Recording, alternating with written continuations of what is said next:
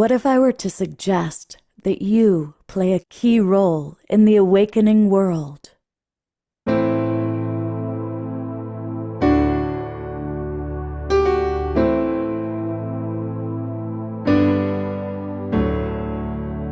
that you are watching this because you have heard the call.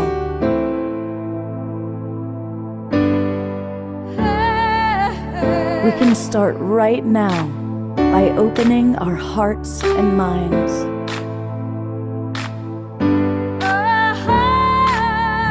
Welcome to the awakening world.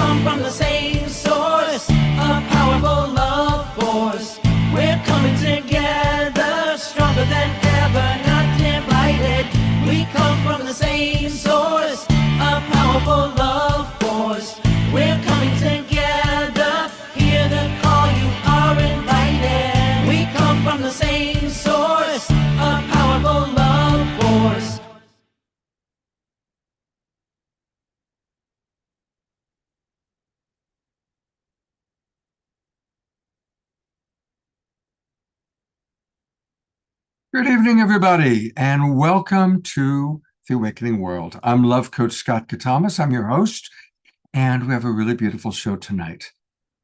You know, it's a blessing to be in right livelihood. My mentor, Marshall Rosenberg, used to say, the greatest joy in life is to be of service to others. And the greatest tragedy in life is to not be aware of that.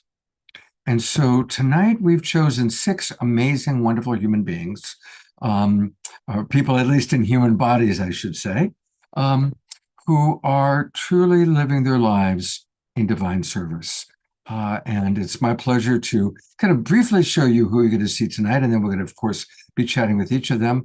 We have with us our good friend Peter Sterling, coming to us from Sedona, Arizona, probably the world's most popular harpist, also an amazing artist. Vivian Chavez is back with us, and she is an Arcturian ambassador and an extraordinary human experience she's having. Dr. Kat Lewis is back with us, and Dr. Kat is an amazing person who has combined science and spirituality.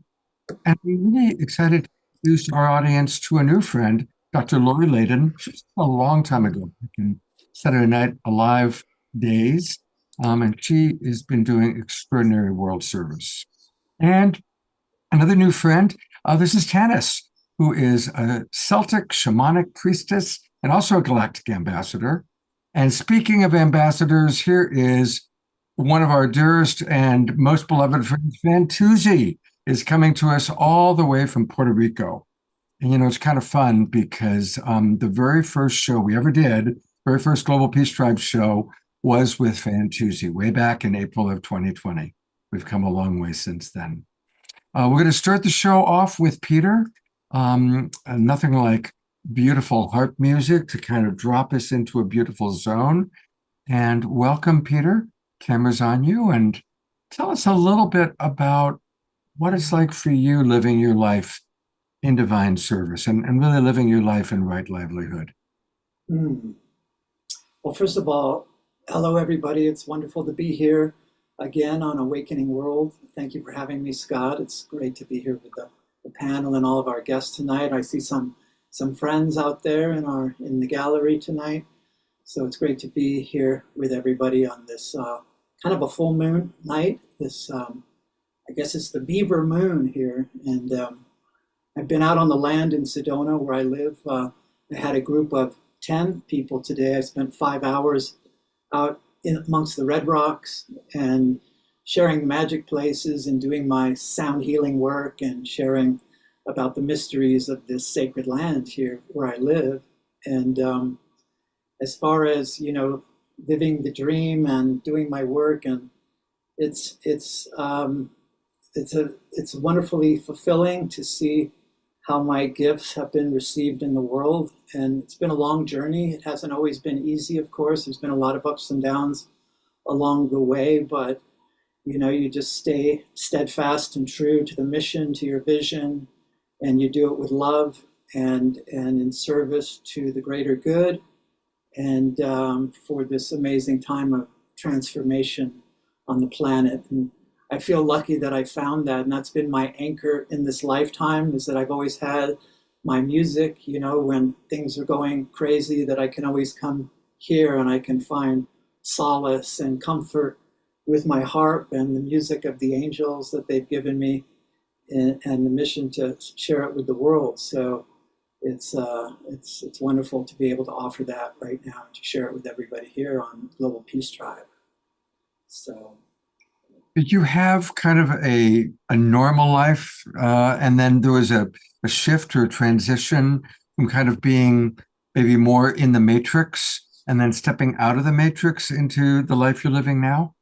No, I've always been out of the matrix. I've always been in that quantum multidimensional matrix since I was young. I had a lot of mystical experiences as a young child, and my grandmother, my Irish grandmother, was a mystic and a soul traveler and a meditator, and she started teaching me as a young boy and whispering things in my ear, telling me about the higher dimensions of light, the celestial realms, and the angels. So she started teaching me when I was very young. And she was actually very adept at Eckankar, which is the ancient science of soul travel. It's a spiritual science around the world. And with these meditation techniques to soul travel, to leave your body and go up into the higher dimensions and connect with, like ascended master teachers up there. And so she started sharing this with me when I was young. And so I've always had kind of a mystical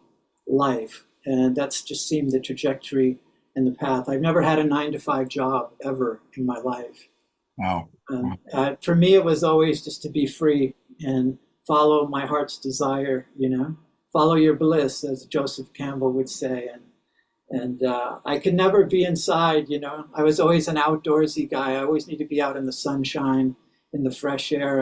And thank God I just found ways to do that my whole life. And even today, as I said, I spent 5 hours out on the land, and this is my work. And I come in here and create my art, my music. So I'm pretty blessed here to be in Sedona, in this spiritual community, in this beautiful, surroundings that and this place exists in a different dimension, really, than from the mainstream. And it's a very special energy here, so I feel blessed. And this is where I broadcast from. We're in my office. This is where my recording studio is, and this is where I do a lot of my work and create my music, and then I send it out from here all over the world, It's a beautiful life. Hey, remember, everybody, to keep yourselves muted. You know what? I'm going to mute everybody.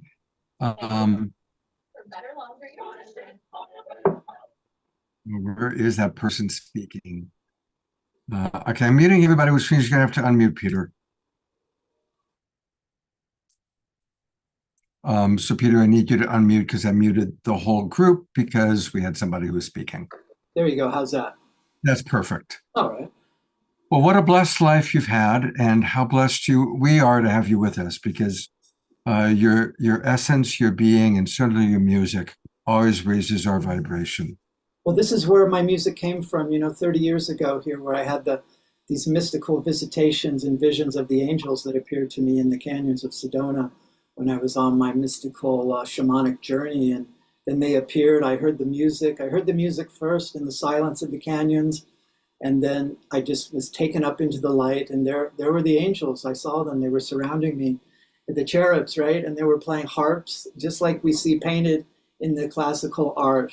And then I developed a relationship with them. We discovered that we could communicate to each other telepathically. And so they've just been guiding this whole journey that I've been on for over 30 years now.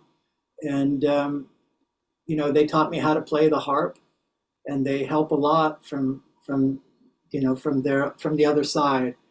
with their inspiration and creating like magical synchronicities and connections so that the work can go out. I have a whole team that I work with, That's and amazing. so it's a pretty amazing experience. Yeah. Uh, Last question. What do they actually look like? I mean, they really look like in the Yeah. paintings? Yeah, like the cherubs, the little chubby baby kind. Yeah. And when I was up, I mean, 30 years ago, when I was really deep in my shamanic journey and I was really expanding my consciousness and awareness and venturing forth on the other side, that was my mission, was to explore the other realms. And there was something I was discover.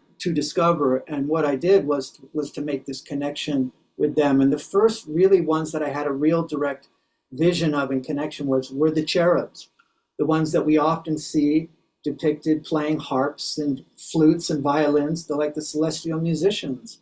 Wow. And there they were, and to my astonishment, I realized that they were real and they were not a figment of somebody's imagination or a fairy tale, but they were actually real beings. I could look at them, Scott, and everybody, just like I'm looking at you. I could see their faces, I could see their little bodies, and then we discovered that we could telepathically, I could hear them speaking to me in my mind telepathically. And then I started speaking to them and they could hear me. And this was really an amazing moment when we realized that we could communicate and see each other. And that's when my life changed after that. It was like definitely a before and after, kind of a death and rebirth. And then my new life began in service with this group that told me that my mission that I was being asking to be revealed to me was to play the harp and channel the heavenly music of which I was hearing. Because they took me up, I could hear the grand celestial music of the angels, that the heavenly choirs and the celestial music, and it was the most beautiful sound I had ever heard. They actually took me up into a realm where I saw the luminous sphere of golden light that was just pulsating pure love, like a giant sun of golden light. And they told me that this was God. This is the source of all love and light in the universe.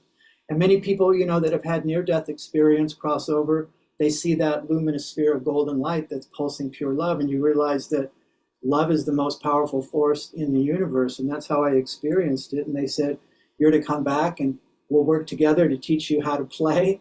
And together we'll work as a team to bring a special music to planet Earth at this time of the dawning of the golden age, of the ascension. And that the sacred instrument of the harp, because of the sound quality, the harmonic tone of the harp is so unique of any instrument.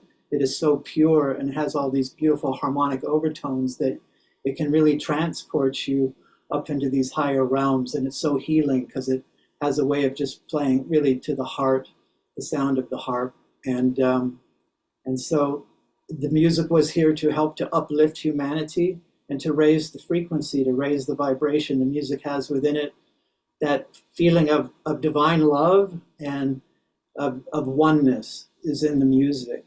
And so many people from all over the world have written me letters of their impressions of what they experienced when they listened to, and all sorts of beautiful testimonials of healing and just spiritual visions and awakenings, angel visitations. And it's really quite profound how it's gone all over the world and the experiences people have had. It's beautiful. It's beautiful. Well, with that introduction, would you please be willing to play for us? Yeah, I'll play a little piece to set the tone tonight. Thanks for letting me and the angels start it off for us tonight. So I'm just going to play free, just a little improvisation, a little angelic improvisation. Actually, no, what I'm going to do is I'm going to play a song from my new album, Heaven Sent, which is coming out at the end of the month here. You can see, I don't know if you can see that. Yeah, we can. It's beautiful. I can look at that. Heaven Sent. So I'll play a song called The Rain Will Fall. So. All right.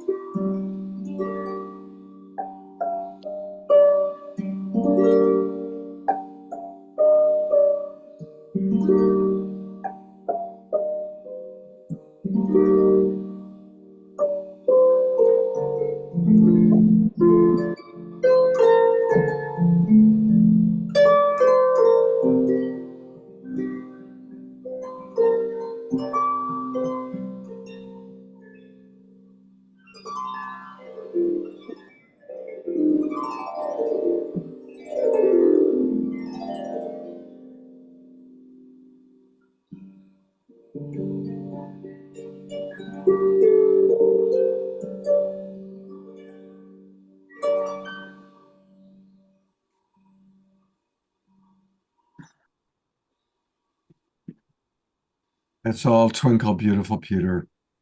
Beautiful, beautiful music. Thank you. And Peter, there's a quick question for you. And Peter's going to be back, by the way, in a little bit. But there's a question from Dr. Laura. She writes, Peter, I heard the celestial music one time, and it was as if millions of beings were singing all at once in perfect harmony, with no melody, an undulating harmony of all the voices from the deepest bass to the angel's highest soprano. Have you ever heard anything like that in your travels in the celestial realms? Absolutely, I have. And that was, one of the kind of pinnacle of the experiences I had was when I was on the other side. And I was with my group, and they took me to a lot of places. This is my book called Hearing the Angels Sing, A True Story of Angelic Assistance. And I talk about all my experiences in here, but really the most epic kind of monumental experiences when I was with them in this other realm. And I was flying with them in my etheric body, in my astral body. And all of a sudden I was in this kind of dark space, and they they motioned me to look over in this direction where I saw a single point of light. And then I looked at it, and then all of a sudden we started moving towards it. And as we did, it got bigger. It got bigger. And then all of a sudden I was right in front of it. And this was the luminous sphere of golden light. And it was so bright. It was like the light of 1,000 suns, I describe it. It was very intense, but as they were just telling me to relax and just to let go and surrender. And when I let down, then all of a sudden the light came in. I was just being bathed in the most beautiful golden light that felt just like pure honey love, just the most ecstasy and bliss. And it was just cleansing my soul of all of my sorrows and anguish and despair and whatever from all of my lifetimes was cleansed and transmuted in that moment. And then as I looked at it, I was looking at it, and then I could see that there was something around it. I could see some forms, and as I adjusted my vision, then to my astonishment, it opened up like holographically into this realm where I could see the multitudes of angels. And they were all spiraling around this luminous sphere of golden light. All the different types of angels, the multitudes. There were so many. Looks like thousands of millions of them, and they were all singing praises of praises of gratitude, of just ecstatic exaltation to the source of all love and light that was emanating just pure love. And they were singing. The sound was like, oh, if you could imagine the multitudes all singing together in one glorious harmony that was so rich, like nothing we have down here on the earth. This is a celestial sound of the most pure divine kind. And it's going on right now, even as we speak now. It's always happening, and it's up in this realm. And the light from that is filtering down now into our world as the veils are thinning. This beautiful celestial angelic light, source light is coming, and people are starting to feel it, and it's awakening people. It's calling us to come home to the oneness. Yeah. So the sound of that was extraordinary, and that was what the angels said that I was to bring to earth, that sound. So for 30 years, starting with my first record, Heart Magic, that I recorded here in Sedona 30 years ago, that was the sound I've always endeavored to create on my recordings. And I think I've done pretty well with it, with adding the angelic choirs and just that lush kind of orchestral, symphonic, glorious sound of the heavenly worlds. That's been my mission and my grand endeavor, to bring that through for everybody.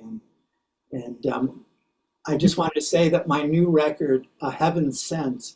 Yep, I've got it actually, just so you know. I'm going to pull it up as you describe it, where I've put into the chat box the link.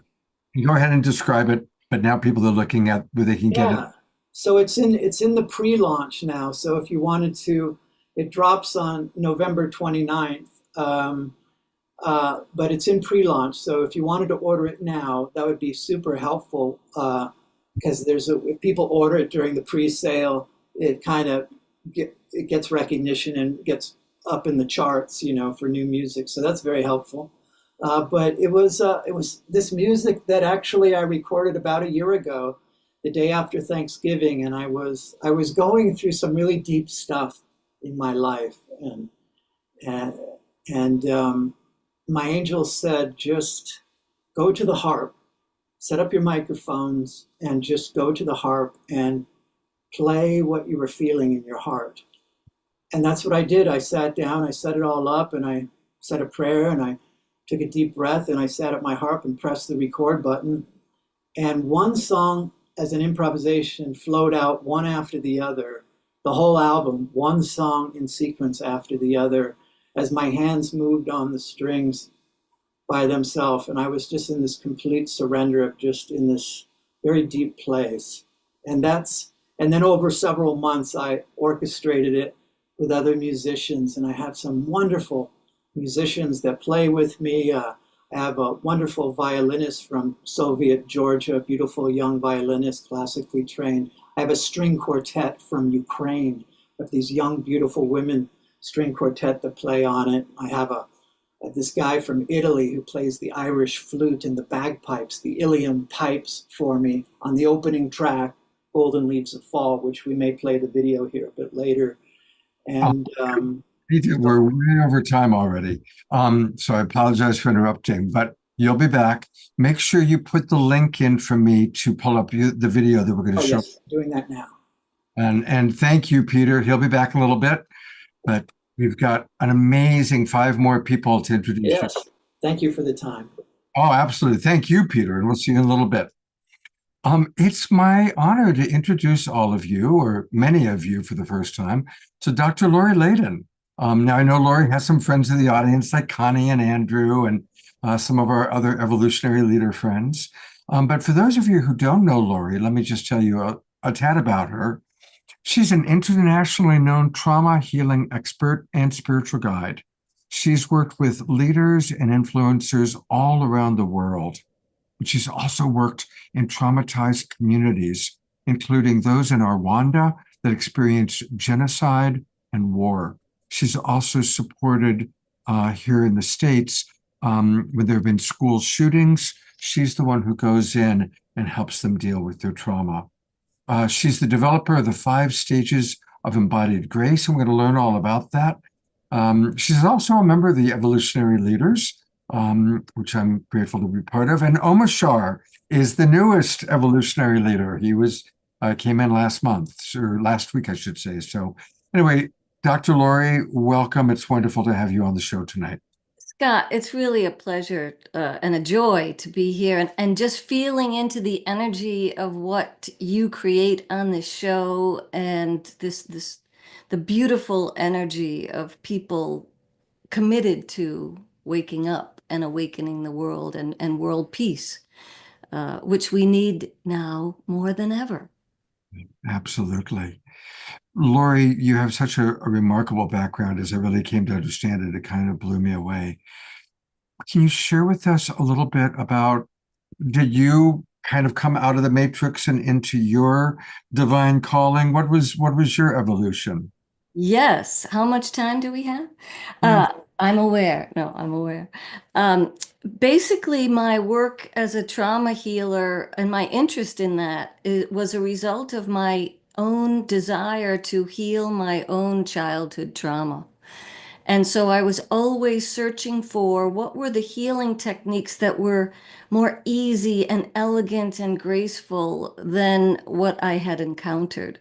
So, in the pursuit of healing my own trauma as a child, I found the seeds of my destiny and purpose came alive as I healed the trauma. The passions came forward. And I think about when I was 12 years old at the height of the depth of my trauma, what I wanted most. I wanted to know that I was loved. I wanted to know I was seen and heard. I wanted to know that I mattered. I wanted to be rescued. And I wanted to know that I had a bright future. And this became the seeds of my destiny that led to my work in Rwanda, which I'll share a little bit more about, and then subsequently going to traumatized communities around the world. And so, really, what I've learned is that our greatest service work in the world truly is being in service to our own healing first, because that sets up a resonance field for other people to step into that healing, if that makes sense. Yeah, it does. So, I mean, I think it's fascinating to those of us. So when you go to Rwanda and you're working with people who've gone through genocide, tell us about that. Like, what does that look like? What do you do? Thank you. I think it's first important to, when I received the call to go to Rwanda, um, someone sent me an email and said, "Can we translate your book into Kinyarwanda," which I knew was the language of Rwanda, because that genocide really touched my heart deeply, as do all genocides. And I said, yes, of course. What else can I do? And they said, well, please come here and teach your trauma healing techniques. And I said, yes. And then I said, how am I going to do that? Which began my nonprofit and fundraising, which is a whole nother workshop. But the most important thing I think that I did to prepare, I mean, I had my work, my skills, but I spent 3 months doing a deep dive into my own shadow, into thinking about, could I sit with a man who had murdered 100 people?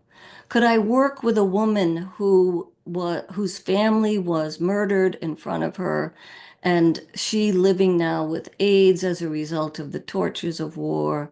Could I work with orphan head of households who were 6 to 8 years old, or 8 to 10 years old at the time of the genocide, and given 2 to 6 other children to raise with no visible means of support? So as I did this very deep work, my passion for learning to have compassionate presence was born. And when I got to Rwanda, I remember going to a church service, and at the time there was no mental health services 13 years after the genocide, and no one had ever spoken about their experiences. And this church service was about 2.5 hours long, where people would only be asked to cathart their experiences, which, if anybody knows about trauma healing, without a somatic release or a body-centered release, it simply re-traumatizes people. So I was the only white chick in the room, and there was no translator. And so I was getting rather curious looks from people, skeptical looks even. And at the end of the service, about a dozen women surrounded me, and they clearly were older women living with AIDS and mutilations from their time of the genocide, from the war.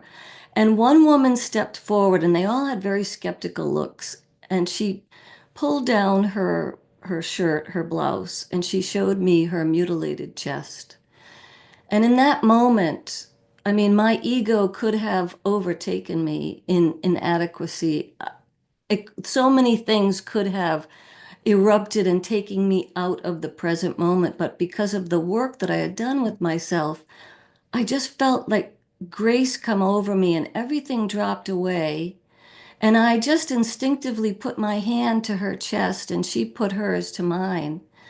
And we just drank each other in. I felt I got lost in her eyes. And in that moment, there was nothing but soul to soul, heart to heart. And in that moment, I experienced a oneness that I had never felt before. And it was like this infinity circuit of giving and receiving, where there seems to be a giver and there seems to be a receiver. But when we meet in that sweet spot in the middle, there's only love. And in that moment, this woman gave me a gift. She will never know because we couldn't speak. She gave me the gift of knowing that my presence was enough in that moment. And that really changed everything for me. And so subsequently, I began to work with widows and orphan head of households, which I had a particularly affinity for because when I was 12, I was responsible for my infant sister and 3 other younger siblings. And so it certainly wasn't as extreme as these poor orphan head of households, but we bonded over these shared experiences. And they became the impetus and the passion for the rest of the work that I did. I would make 18 trips to Rwanda, always taking care of the kids, who are now in their 30s. I adopted a residential high school of 650 orphans from the genocide, where Hutus, children of Hutus who were in jail for having murdered their Tutsi their colleagues, their peers, and of course the Tutsi children who didn't have parents because they were murdered in the genocide. And together we formed peace academies and peace groups and peace. I mean, it was just incredible. So it's a real privilege to do this. But then after that, I realized trauma healing wasn't enough, because if they continued to live in these traumatic circumstances, what happens to our traumatized youth around the world? They're either going to become terrorists or they're going to give up.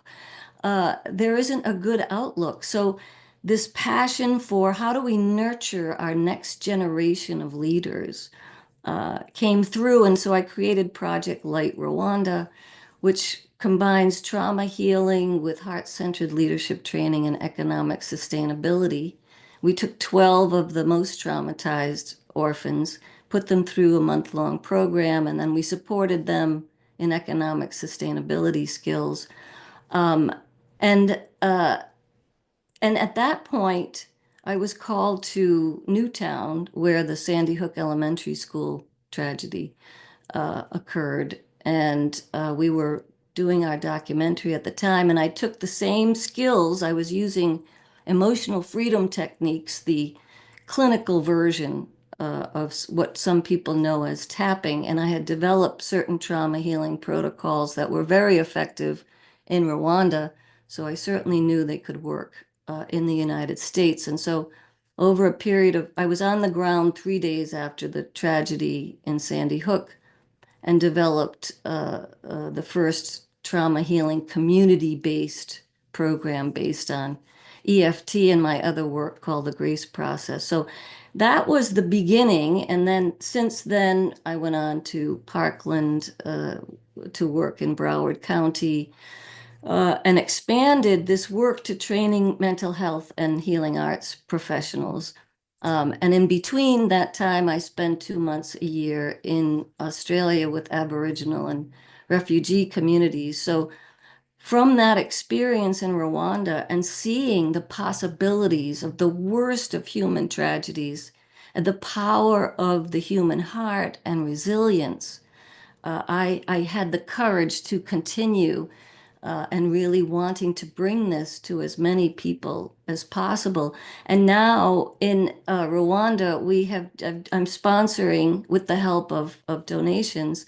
I think the world's first elementary peace academy, in which these young people from nursery school through elementary school are learning EFT as a peace building tool, and being taught the reconciliation and cooperation and collaboration, even as young as 4 and 5 years old. So I'm so privileged to be able to do this work, and just you can see just a little bit of the work in the documentary that we produced, which connects my kids in Rwanda with the survivors of the Sandy Hook Elementary School tragedy for healing. And because who were those kids going to listen to? They didn't want to hear from adults or anyone else, but they would listen to someone who had had a horrific experience that they could trust and open up to. And so it's just been a joy, such a joy to do this work. And I feel so honored and privileged to be doing that. Long answer to a short question, Scott. I mean, we're trying to consolidate this extraordinary life's work into 15, it's all we can do is get a homeopathic dose of your medicine. But what extraordinary work. Peter's actually asking if there is a link to where people can donate. Now I've got your website pulled up. Is there on the website, if we go there, can we find a link? Yes, you'll see Create Global Healing in the menu bar. Well, so I'm going to direct everybody. So we're going to go slow here. So her website is her name, Dr. Dr. Lori, spelled Lori, Leyden, LEYDEN.com. I'm going to read that again. drlorileyden.com, DRLORILEYDEN.com. This is her book, Embodying Grace, available on Amazon. And let's take a look to where the, so direct me where we can find the link for people to donate. Yes, on the menu bar, you'll see Lori Layden, Grace-Filled Living, Create Global Healing. Yes, got it. And Ah, there's there a we go. link to donate. And the link next to that is a link to where you can watch the documentary for free. Um, Here's where you talk all about it. And it says here, download free resources. That's beautiful. Thank you. Wow, this is an extraordinary website. And just look at this amazing work that this woman has done. So I adopted those 12 Project Light people that you see there that were graduating from university as a result of some of the sponsorship that happened. And I now have 14 grandchildren. Wow. One of which whose name they named Lori, but the problem is that they can't pronounce R's. And so it's Wowie. That poor child.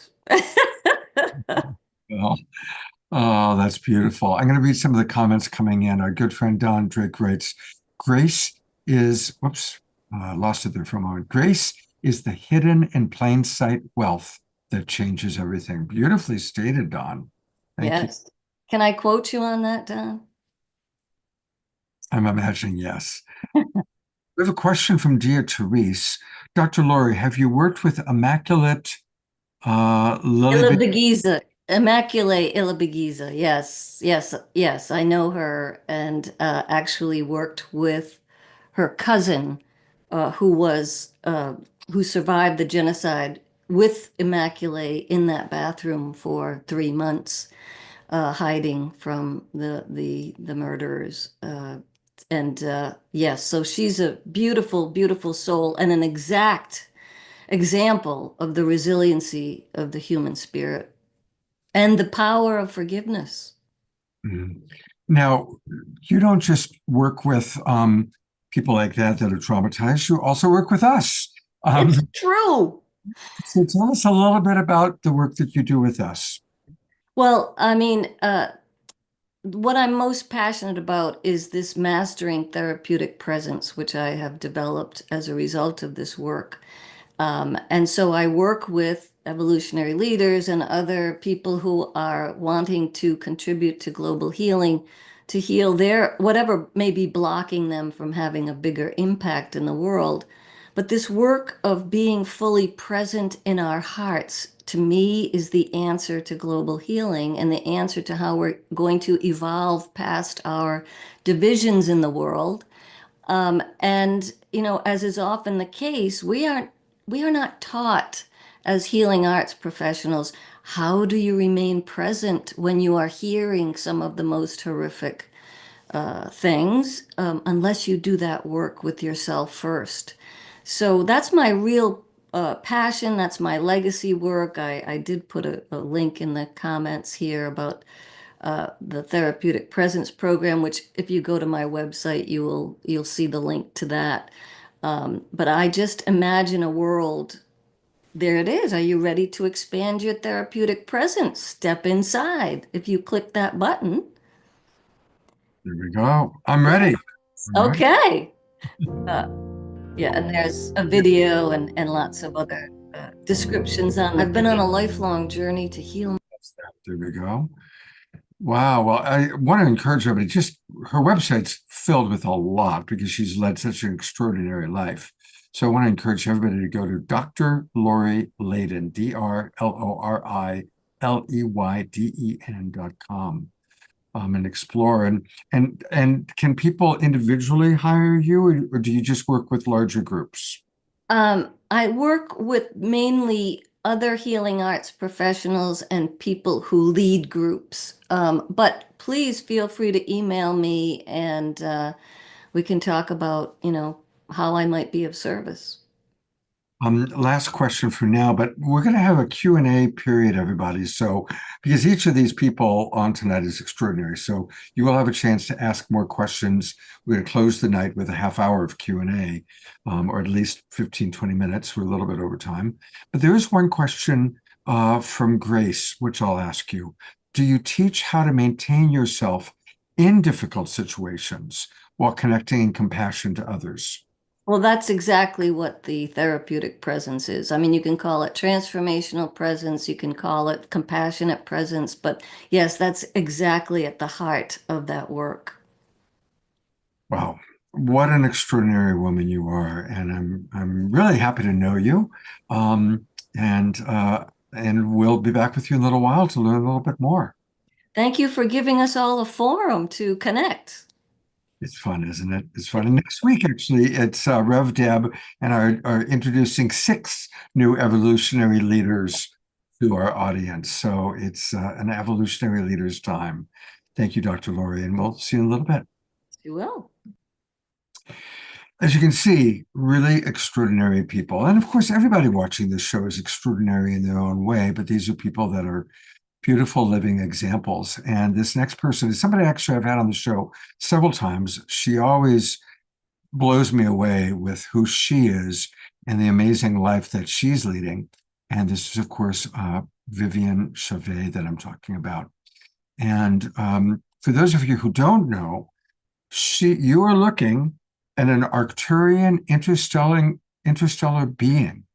She ascended thousands of years ago and has returned as an ambassador for the re-ascension timeline in hybrid human form. She's known for her advanced healing services, and get this, she has conducted over 23,000 private sessions worldwide in the past 12 years. As an Arcturian oracle, she travels between star systems, helping civilizations on the verge of evolutionary ascension. Her intergalactic delegation is part of the Federation of Light and collaborates with various interplanetary councils. She's the creator of the Arcturian Healing Arts Program and the Arcturian Energy Matrix Healing. And I'm always so honored to have you with us. I mean, you are living probably about the most unique life imaginable. So please share with us what it's like in your reality to be here on the earth, helping in the wonderful ways that you do. Thank you so much, Scott. Thank you for bringing us, it's my delegation and I, back to this wonderful gathering with so many beautiful pioneers, light workers, and includes all of us on this call. So what is the uniqueness of my journey is that I am an ET incarnated in a hybrid human form. So I took on this human form to be on the planet. So my physical form was engineered directly by the advanced holographic technology of the Arcturians. And of course, collaboration with other groups like the Andromedan also made some contribution and others. So as we were, the Arcturians, monitoring the potential of the timelines for Gaia, we were watching Gaia and the solar system for a very long time, for thousands of years.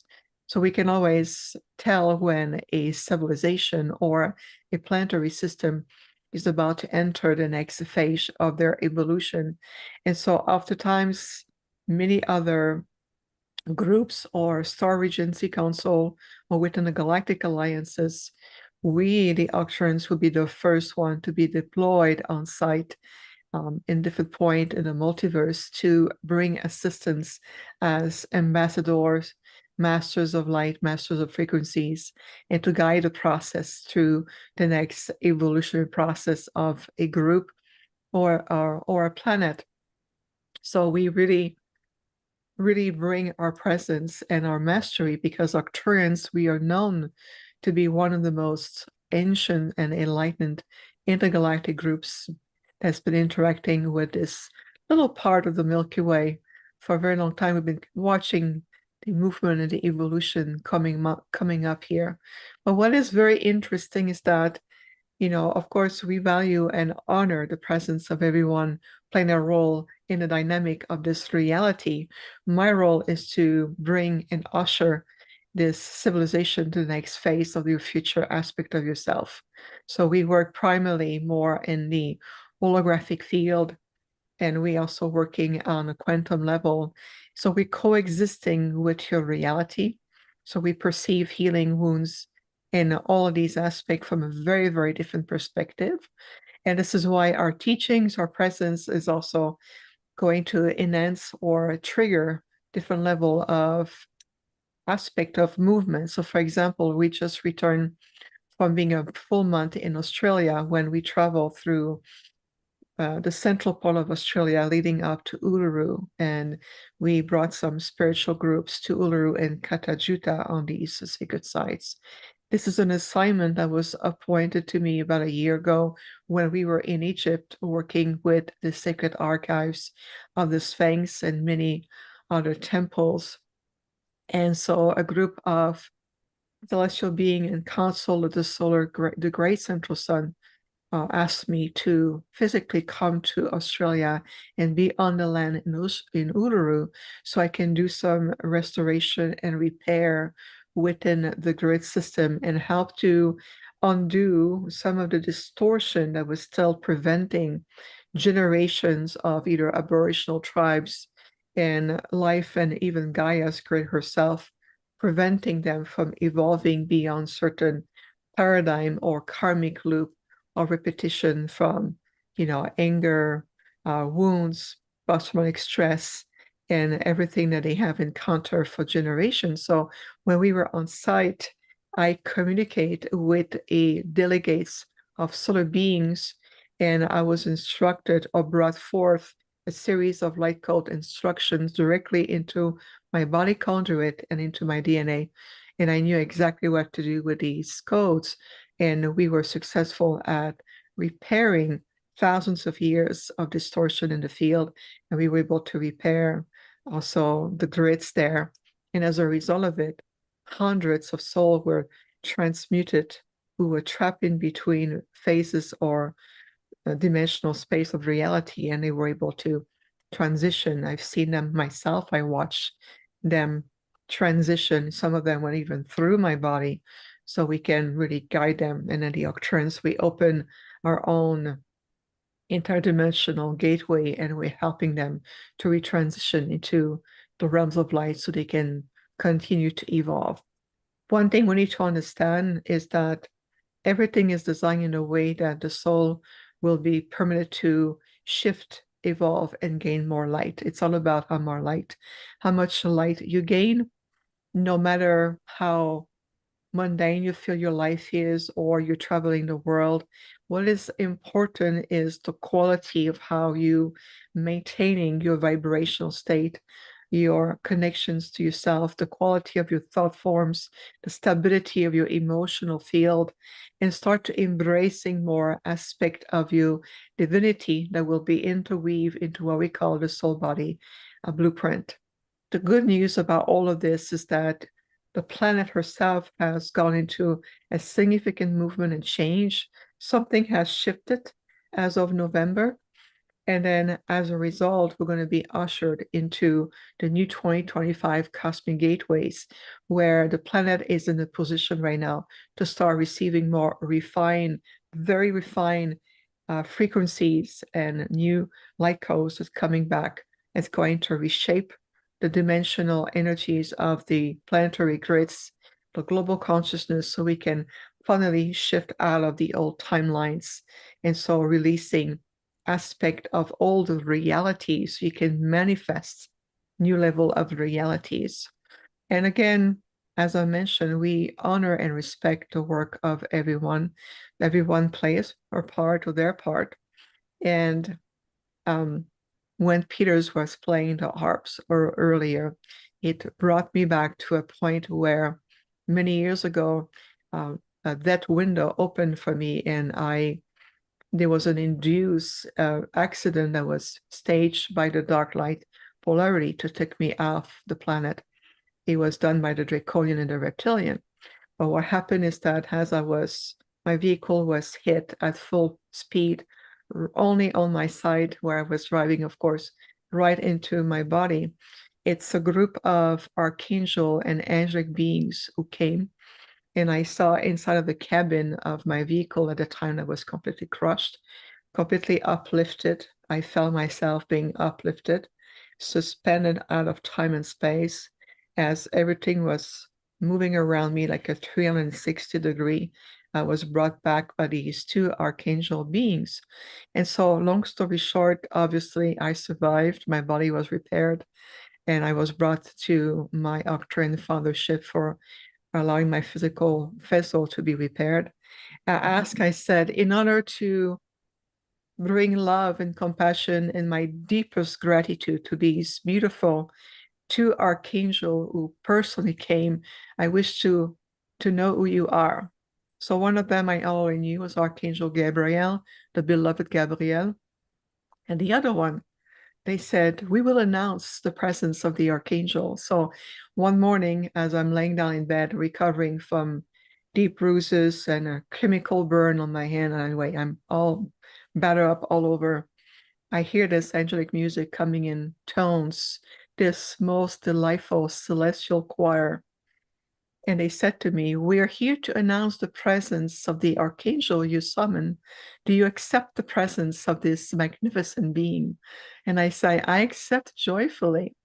And so the choir, subsided, and I saw this golden being who introduced himself. He chose as a he, even though there's no gender, but he chose to embody the masculine energy. And he said, my name is Archangel Ramiel. I'm the second archangel who came for you that day. And so on my altar today, everywhere I am, in my home or my eating office, I have a statue of Archangel Gabriel and Archangel Ramiel to honor them. And I promised them I would honor them the rest of my earthly mission. And so when I hear the harps, it's one of my favorite instruments. It brings me back to that point. So thank you, Peter, for bringing back to me today. Even though I'm a profound intergalactic being, we work very well with the angelic and other form of beings. So Peter, thank you again for bringing that amazing, yes, it's just, I have to share that. Thank you. Thank you for sharing that.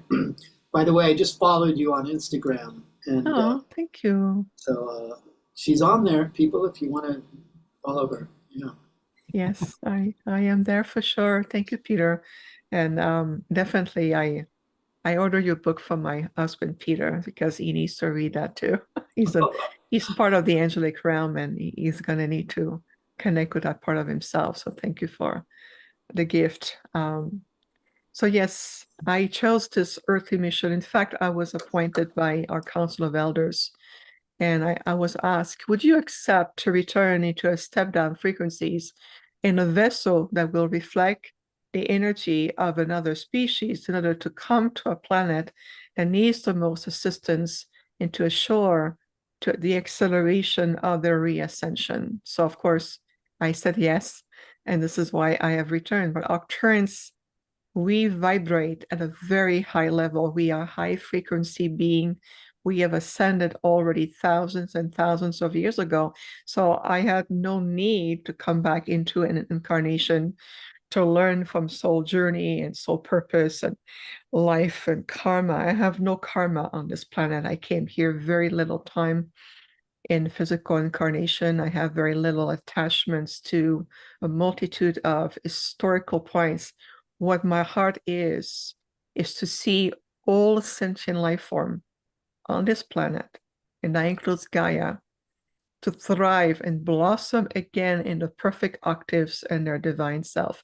What thrive, my life passion, my life mission, is to fulfill the promise we made to the Celestial Council. And when I was appointed, this very challenging and yet magnificent mission, I knew that it was the billions of souls who were involved. So I said yes, and I chose to be here. And it's really rare for us to embody the physical appearances of another species. We usually stay in our original form. As you know, many of you work with the true aspect of the Arcturians. And we have such a presence of love, a presence of energy. Our true nature is really magnificent. This is why we work so well with the angelic realm. And so to be here on the planet, and I've been traveling for the last few years at a very specific point of conjunction in the grids, and I'm about to travel again to help to restore another aspect of the ancient timeline, but this time for the Mayans. So I'm going to be on the galactic origin seminar I see with many other beautiful speakers like Neil, Alan Steinfeld, Deborah Giusti, and many others. And my role in this will be to work on closing the 12-year cycle loop through the Mayan timeline, so we can really prepare and shift out of historical timeline and releasing the filament of all experiences are no longer necessary to keep in the field of Gaia's memories, so we can finally move beyond certain, I would say, repetition and hooks and dynamics. We need to change dynamics. And this is an aspect of the refined frequencies coming through in 2025. So we are very dedicated. I usually work 7 days a week from a linear calendar perspective. That's not counting when I'm off planet. I do a lot of off planet work as well. And I come back here, continue to work, because we are at this historical momentum time. And we knew that the little extra push that we are giving, it's going to get us a long way. And that's also because of the work of so many and your dedication, so many souls, star seeds, light workers, ancient souls. You are very dedicated to bring the light on the planet, so we can feel it, we receive it, we can decode it in your energies, in your thought forms, in all the synergy of your emotion. So just please know that you make a huge difference, because you're the ones boots on the ground in these physical experiences. So just to recognize yourself as well, please. That's one of the message that we need to, Thank you. be able to bring that. Yes. Thank you, Scott. I'm going to ask you one question now, and then we're going to go to Fantuzzi for some music. And then we'll also have a chance to ask more questions during our Q&A period. But from Dr. Laura, she asks, Vivian, how can we best work with these higher frequencies that you mentioned, which are coming to the planet? There's many ways. It's a great question. One of the ways is you have to realize is what aspect of history are you really trapped into? What is the entanglement? You have to release yourself from any form of entanglements, whether it's repetition of thoughts, allowing your third dimensional logic mind or egoic mind to lead the pathway, whether it's what gets you entangled into those step down frequencies, and bring your heart back to your center. Release the string of the heart that pulls you in and captivating you into certain karmic loops and patterning, whether it's political, whether it's historical, whether it's changes on the planet, whether it's family members. It's allow yourself to step in what we call a more higher state of spiritual maturity that involves reopening your empathic responses, as opposed to you navigate through a point of being a traumatized being, return to be a divine being instead. Remember that connection between the fractal of you, it's a fractal of you in this embodiment versus the immensity of the being of light that you are. So you can ask and tap into more into the light and says, I am now ready to embody a fuller spectrum of a higher dimensional being, and of helping my human journey to come into full completion. There's a lot of deeper healing. The word healing is shifting within the linguistic field of Gaia, and you will see that you are shifting into a new paradigm of embodiment, and there's going to be much more coming up. And of course, as I trust, Scott, you will share about how people can also find me on my website. And I am the founder also of the Universal Arcturian Community. Some of you are members, and this is the Arcturian portal. We have members from all over the world. We are a very specialized group, and you can have the welcome video. You can look into this. And what we're offering is the next level of advanced teaching. Whether we have some free content, you can, part of the classes. We have also membership, like George Cuddy, you're part of the members, and we're happy to see you here. We have the Healing Arts program, which is a hybrid program between teaching empowerment and reaching new height of dimension in your being. And so we're going to continue to expand. And for those of you following my work, you know that when we said you are the embodiment of your I am presence and you manifested realities, you know exactly what that means, because we are here to bring thousands and thousands of years of expertise, mastery, enlightenment, and so forth. So we are the next level of evolution, and we've been here for a long time. There will be so much more, everyone. So take a deep breath, trust yourself, and embrace the fullness of your being. Wow. Viviane, thank you so much for your extraordinary dedication to our planet. Thank And you. I actually have a couple of questions for you, but I'm going to save them for when thank you so much. Thanks for being with us again Of tonight. course. We did a really fun show with Viviane and her husband. Many of us remember the TV show Bewitched. It's like a human guy married to a witch, or I Dream of Jeannie married to a genie. Well, imagine what it's like to be a human guy, angelic realm, but in a human body, married to an Arcturian, thousands of years old ambassador. It was a really fun show. I'll find the link to it and pop it in the chat box. Well, it's time for Fantuzzi, and in introducing him, I want to mention two things. First off, I've known Fantuzzi for about 40 years. We have done so many collaborations together over the years. Way back, some of you may remember I had a place in LA called the Love Temple, which is where Fantuzzi blessed us for many years. And the very first Global Peace Tribe show, Fantuzzi was our guest musical artist. He is coming to us from Puerto Rico. And Fantuzzi, if you're ready, I'm about to bring you up, although I am looking at the camera and I just see a big hand. There he is. Hey, brother. How you doing, man? Good. Aren't these amazing people that we've had on the show? Just Oh my God, what an evening. I mean, it's like, I don't know, 1 o'clock in the morning in Puerto Rico, and I'm going to have interesting dreams, I should say. I bet you will. You will have some interesting dreams. In Puerto Rico right now. What brought you there? One of my sons moved over here. He's an award-winning filmmaker, and I'm releasing a new album, and he's going to make a music video for me. And my other son's going to come to help. And so that's what I'm doing. And this is my roots. This is where my people come from. And I'm tapping into the ancestors and having an amazing time with that. A powerful time to be there, because we just had All Hallows Eve, and that right now is when the veils are thin and it's easier to connect with our ancestors. So you're there at a perfect time. How many drum circles I've been to around the world, I have no idea.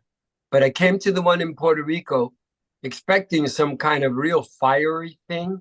And then this Dakshini, this goddess woman who was a yogini from Taina. Taina, that's the name of the native people of this land. And so it was really amazing, because she just took it over and took us on an amazing journey of prayer and meditation and focus and movement. And it was amazing. I just didn't expect that in Puerto Rico. Wow. Would you be willing to bless us with, I know that you're not going to be able to play an instrument tonight. We're going to play one of your videos a little bit later. Whoop. Sorry, that's my dog barking. I'm going to mute myself. Turn it over to you. Give us an a cappella Fantuzzi experience. Thank you, first of all you wonderful people, for bringing your magic. And thank you, great heavens and great big fat moon, blessings all of us on this planet. And I'm grateful to not have a guitar, because I'm caught naked. And the more that we are caught without what we're used to having, the more authentic we possibly can be. And I hope I am. So here it is, raw. All of hell is breaking loose. But if we choose to see the light, Human species is in danger. To save it is our plight. Water is life, can't be polluted. Air is essential to all living things. Sun through holes in our ozone layer. Hey, someone's got to do something. And if you can walk, you can dance. And if you can talk, then you can sing. So let's all join together. Save the earth. Woo! You can all repeat. Save the earth. Muted, of course. Dance and sing. Repeat. Dance and sing. I say, save the earth. Let me hear you. I can feel you. Dance and sing. Dance and sing. Save the earth. This is our mantra, our prayer. Dance and sing. Dance and sing. Save the earth. Save the earth. Dance and sing. We didn't inherit this earth from our forefathers. No, we are borrowing it from our children. And unless we turn this ship around, hey, there won't be a place for them to live in. Save the planet and all of its children. May we all have what we need. And yet give our voice, our feet, so that grace might pick up speed. And if you can walk, you can dance. And if you can talk, then you can sing. And so let's all join together, save the earth, dance and sing, pray, save the earth, meditate, dance and sing, activate, save the earth, save the earth, save the earth, save the earth.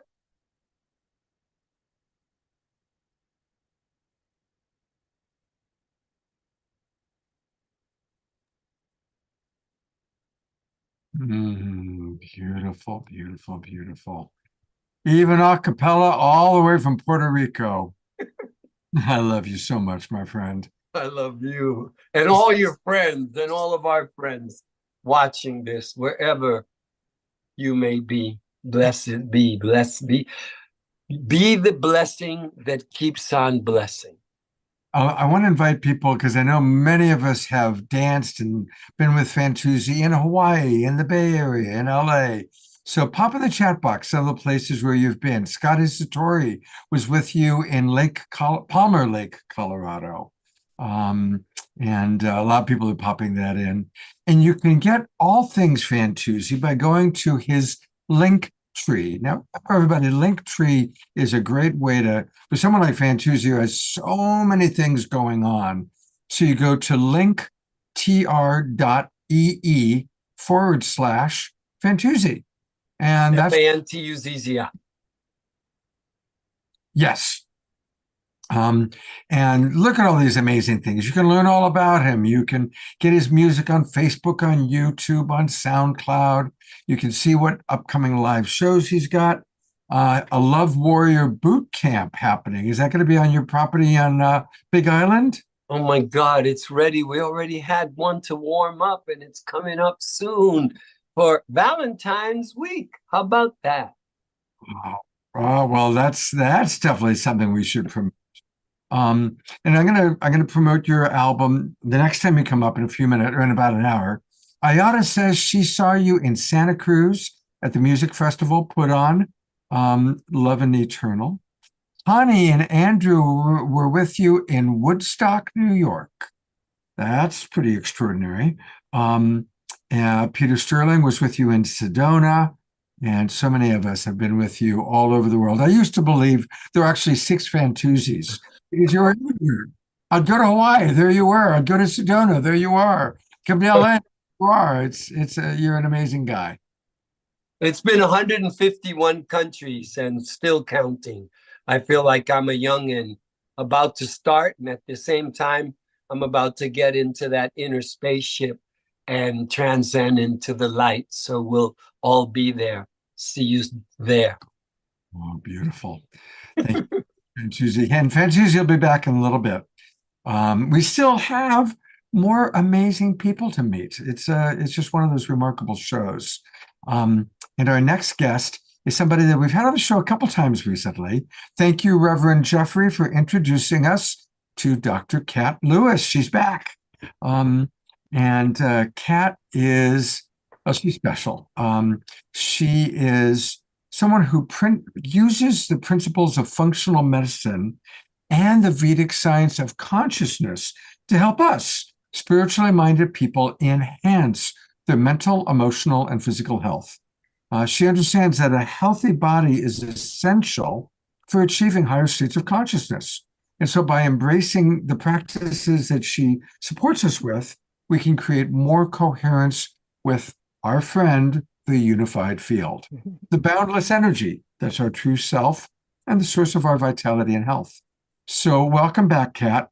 Once I knew that we were doing this topic, I thought of you right away because as I've gotten to know you, you are also someone who's really living your Dharma. And so I'd love to hear kind of what stands out for you so far and what you've heard tonight and what you'd like to share with our audience.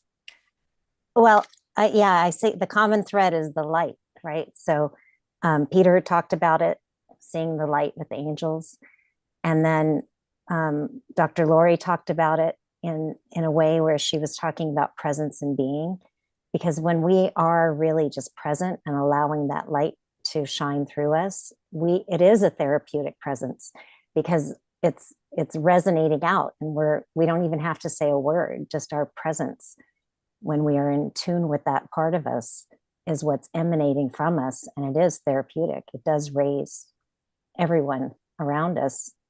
Our whole space-time reality is affected. So yeah, so I think the common theme that I'm seeing tonight is that the light we keep talking about, and it really is here right now. It's not somewhere out there. It's actually here. We just can't see it with our physical senses, but it is what's creating the material world and the illusion of this empty space. And the more that we tune into it, by bringing our attention to it and also knowing, especially in this time where there's been so much division with the election, someone asked me today, like, how do I see the light in people I don't agree with? And I said, I mean, this is where it really helps the physics really helps, because the physics is showing us that the fundamental level of reality is that light. And so we can't argue with that anymore, right? It's not just some esoteric idea.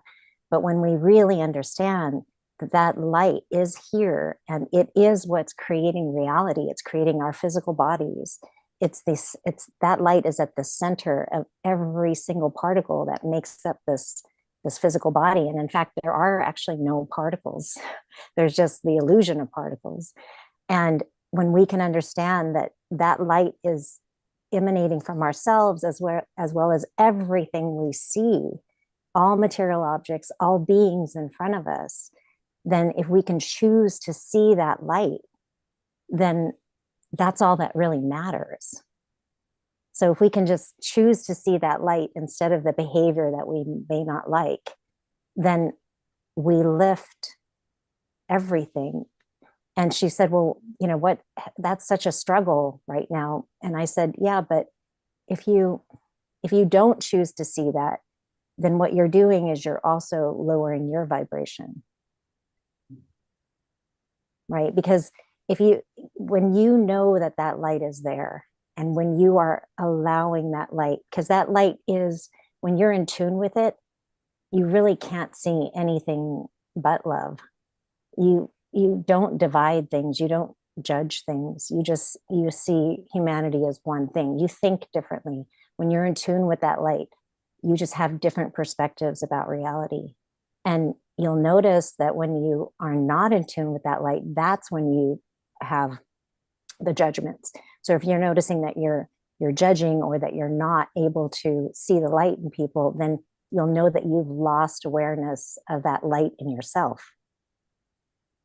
And right. And so, if you're not consciously like letting that light shine through you, then everything is operating in resonance, right? So if I'm blocking that light, then I'm vibrating at a lower frequency, and what I manifest in front of me is going to be of that frequency.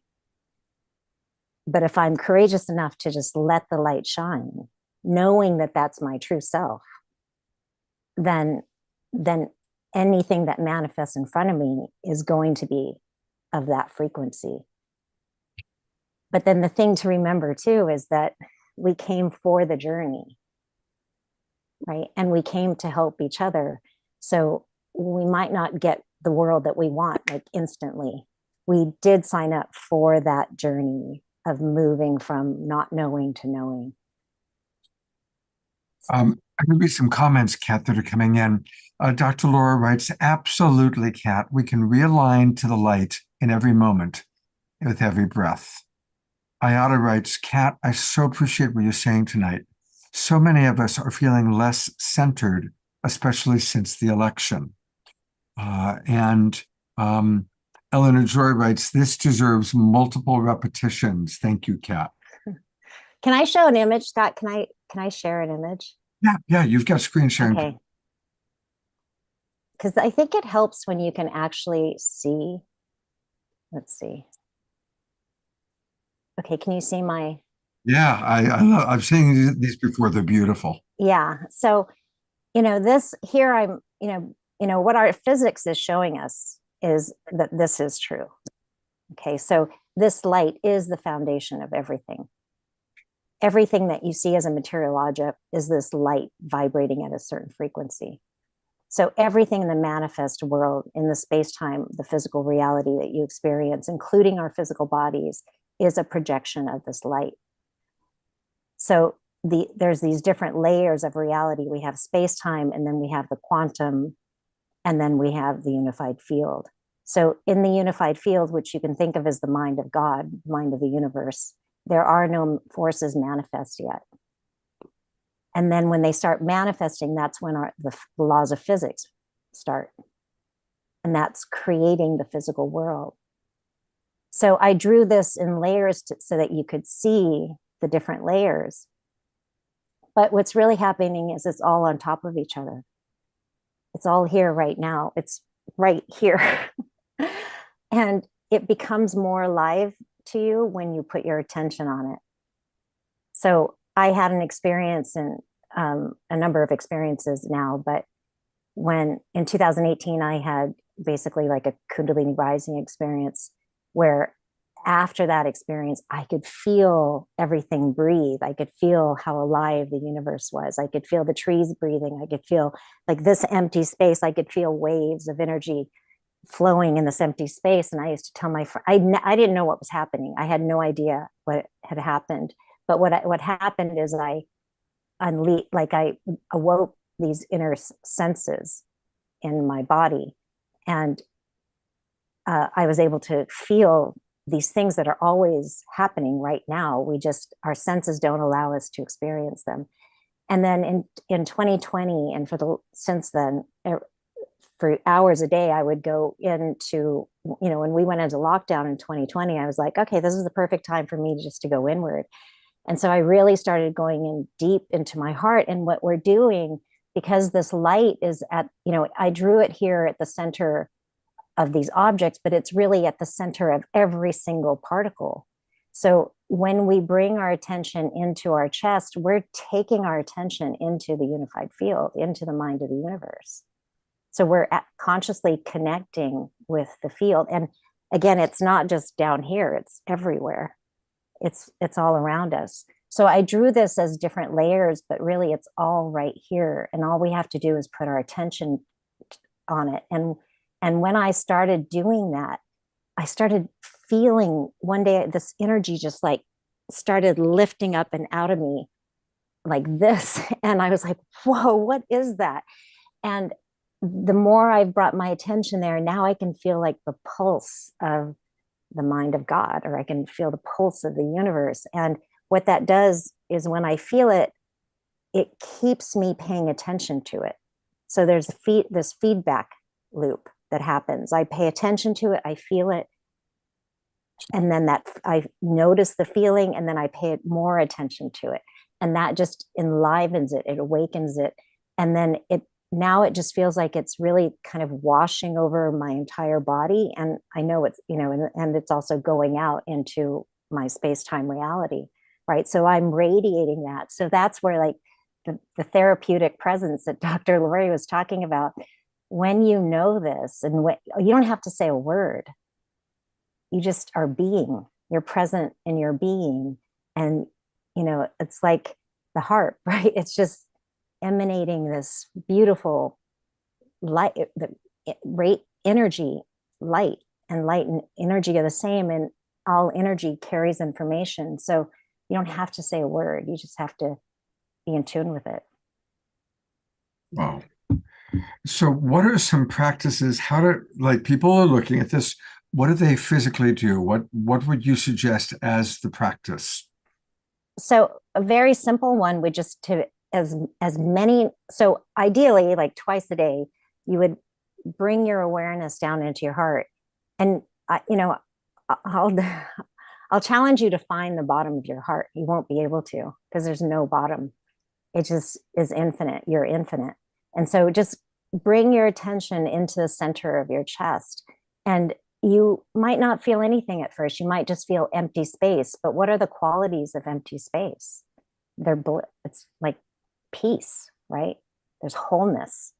What are the qualities of this? It's like peace and wholeness. And you might not be able to see this right now, but you can feel it.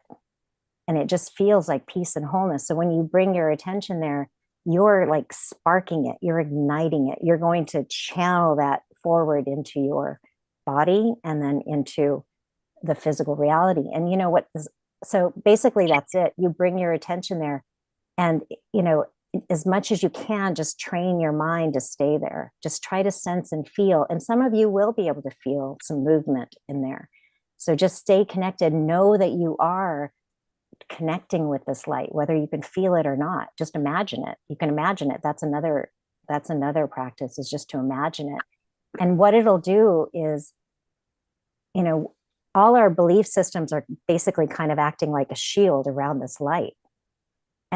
But what I found is the more I just imagined it shining, like the brightest light you can imagine, the brightest star, like Peter said, it was like 1,000 stars, right? Brighter than that, like it's bright. So if you can just imagine that light shining, shining, shining, shining, let it, and allow it to shine. That's the key word. And one of the words that I think Dr. Laurie said too was relaxing, or someone said about relaxing, or no, it was Peter talked about the angels told him to relax, right? So the more you relax, the more you let that light shine. And when we allow it to shine, then what it's going to do, because it is the intelligence of the universe, right? It is the mind of God, or whatever term you want to use, source. It carries intelligence, and it will basically burn through those negative beliefs, those beliefs that we've acquired. Because all energy is information. It is the mind of the universe.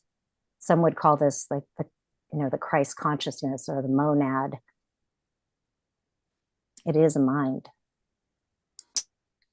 And the reason it's white and blissful and whole is because it's not separating anything out. It's not judging things.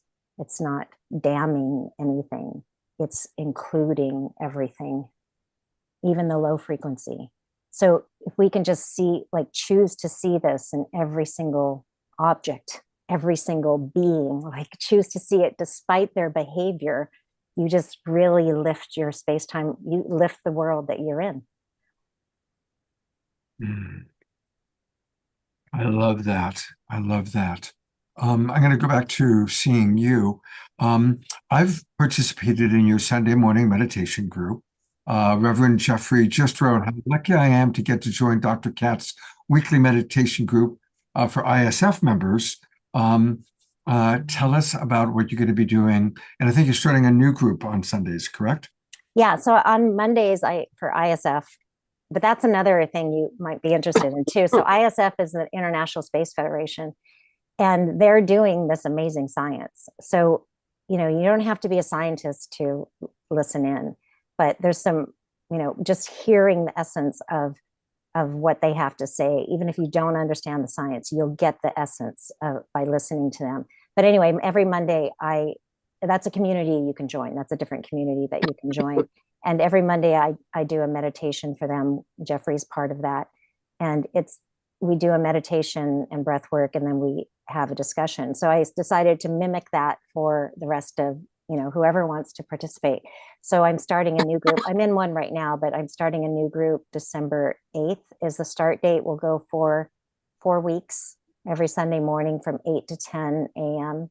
And basically I'm teaching you how, we're all connecting together to the field like that, and learning how to, understand the different states of our own consciousness, so that we can understand when we're connected, when we're not connected, what are the differences. And just, by having dialogues like this, sharing your experience, there's so much that happens. It really helps you integrate the information into your psyche so that you can use it, because that's how we create our reality, by what we know, what we know to be true. So the more that you talk about it and experience it, the more you can use it in your space-time life reality. Beautiful. Well, I've put into the chat box where people can learn more about the meditation. So if you can hold your attention long enough. And she also has a YouTube channel. So we're going to go take a look at that. If you go into YouTube /@ Dr. Kat Lewis, there she is. And she's got some wonderful videos. And I love the work that you're doing. And I participated in her first Sunday package and really got a lot of it. I'm going to bring up Connie and Andrew. I don't know if you've seen them on the show before. They've seen you. Connie and Andrew, the camera's on you. And it's Andrew's birthday today. So we're celebrating his birthday. But I also wanted to bring them up while you're still on, Kat, because the work you're doing is very similar to their trust frequency work, which we've had them on the show talking about that before. So I wanted to give them a moment to share the similarity between the work that you're doing. Yes, it's wonderful to hear you speak of it in this way. There's so many avenues into this knowing of our frequency and the reality we experience when we choose to put our attention on a higher frequency, and the reality that exists in a higher frequency. So thank you so much. And what I noticed was, one thing you said was, let go of judgment. And that seems to be the order of the day. I put that in the chat because of what's going on with all the polarization, that letting go of judgment takes you into that place of beyond those dualities, into allowing, and just takes you from that lower frequency into the higher frequency, where we're feeding the collective consciousness with that higher frequency. So Exactly. I think that's great advice right now, when everybody's in judgment of everybody else. Yes. Yeah. And taking their frequency down as a result. And it's our responsibility to go high with our frequency to feed the collective. So brilliant work.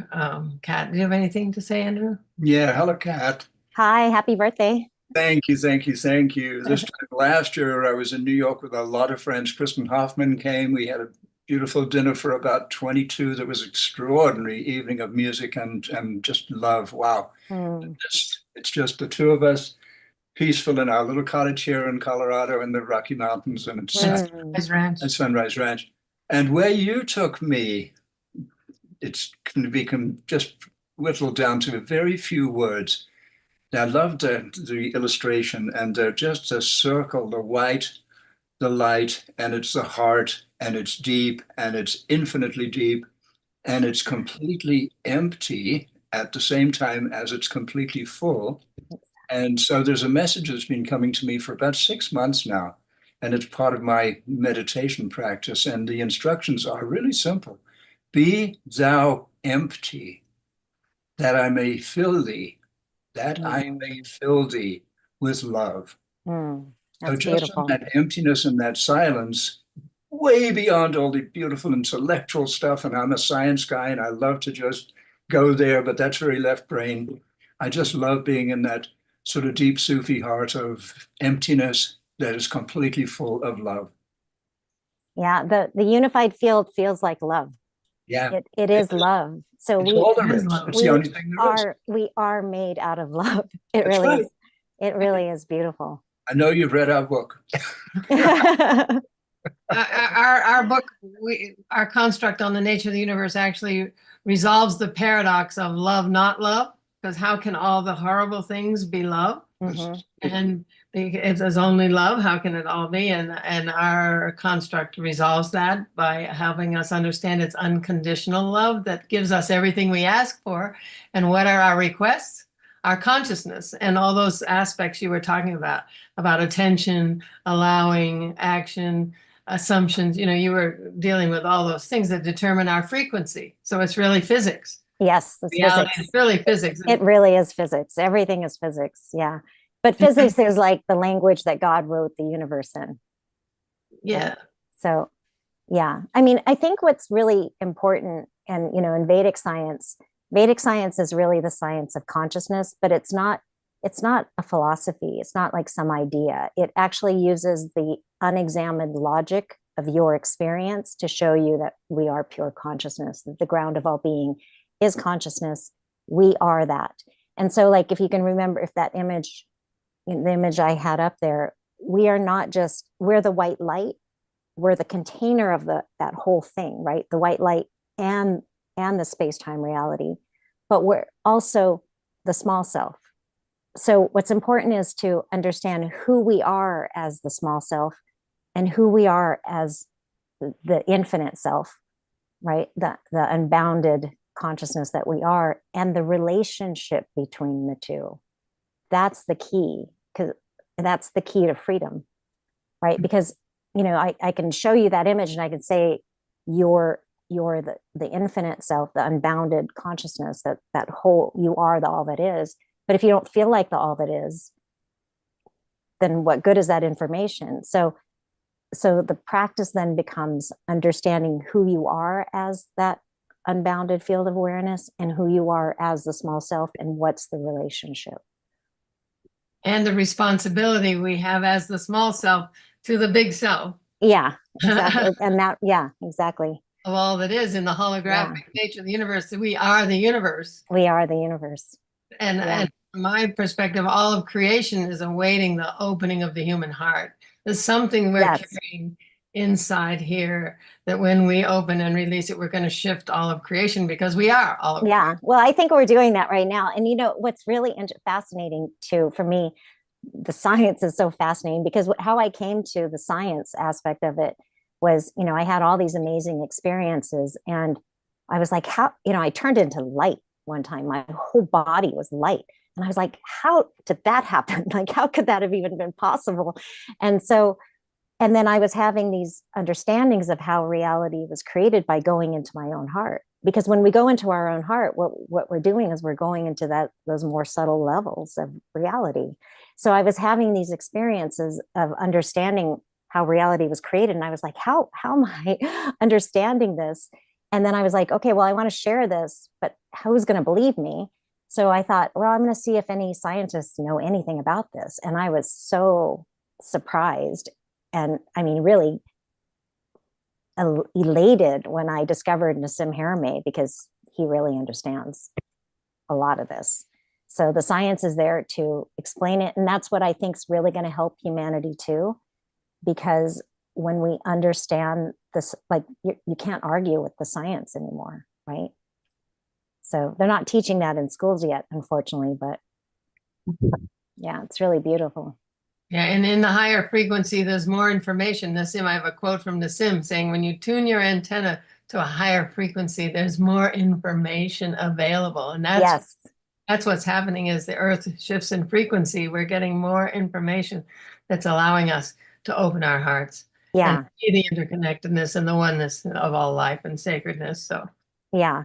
all Yeah, very- well, that light is the highest frequency possible. So, right, it's the intelligence, the mind of God. So, like when we're channeling it, when we're like placing our attention on it, it literally, you will feel it spread into your physical body.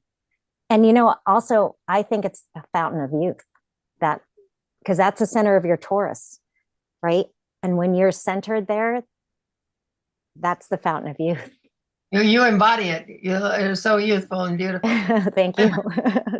Thank you. Moment, just because we got to keep moving the show forward a little bit. Dr. Cat will be back for our Q&A period. And again, definitely check out her Sunday meditations. And Dr. Cat will be back with you in a little bit. Thank you so much. And I love what she shared. A lot of people really, really enjoy the conversation. Now, it's your birthday. And as you probably know by now, because you've been around me for a bit, this is where I would love for you to share with your Global Peace Tribe family your vision, Andrew, for this next cycle around the sun. And everybody, as he shares his vision, we're all going to hold that vision with him. So take it away, Andrew. Ah, Ooh, what a challenge in this particular moment, historically, where, I'm still in this, what shall I call it, election recovery mode, which is very interesting. It's been very challenging for me because I had, past tense, a completely different vision of this next period. So I think we're in for an interesting ride.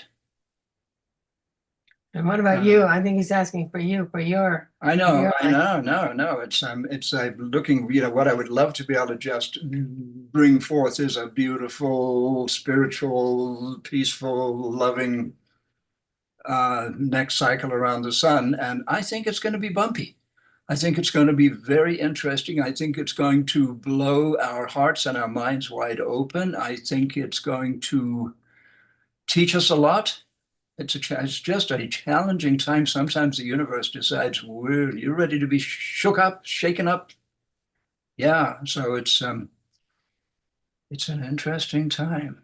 And the biggest challenge is living in the trust frequency, which is a complete polar opposite from living in the fear frequency. So remembering to trust the loving universe, remembering to trust the process, no matter what it looks like.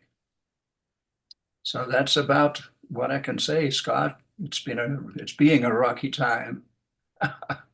Well, I know that it's been especially rocky for the two of you because you had something pretty difficult happen. So go ahead and share with the audience, and then we're going to go to your GoFundMe. Sweet. So what happened is that we had a beloved friend give us a nice substantial donation to help us complete our film.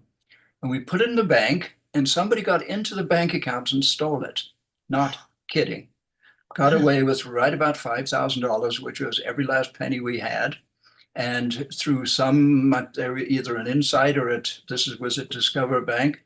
It's an ongoing mystery. And a week ago, we spoke to one of the supervisors at the bank and learned that we were going to receive $4,000 of that amount back because of a certain circumstance. And today we discovered that's not the case. So it's like, okay, either you have money or you don't have money. And it is what it is. I've lived much of my life without money. I've lived much of my life with money. And it's not much different. Yeah, we trust the abundant, loving universe. It's all about the inner state of trust. So while it's annoying because it's time consuming, it requires that you have to do all this stuff changing. I just had to go to the police and the motor vehicles and change my driver's license and all that stuff. Don't want to talk about, don't want to bring us all down with that. But anyway, pretty interesting phenomenon to where we had enough money to make it through the winter and get our film edited, and now we do not. So it's just what it is. So we shall see. That's so we've started a GoFundMe, and we'll put it in the chat. And anyone who wants to contribute whatever would be much appreciated for our continued work with our trust frequency and with the film. Oh, there it that is. we're doing. Yeah, And so there we there we are, are. fully recovered. My daughter kicked it off with $200. Isn't that sweet? Oh, I see. So I want to show people a couple of things. So this is very important, everybody.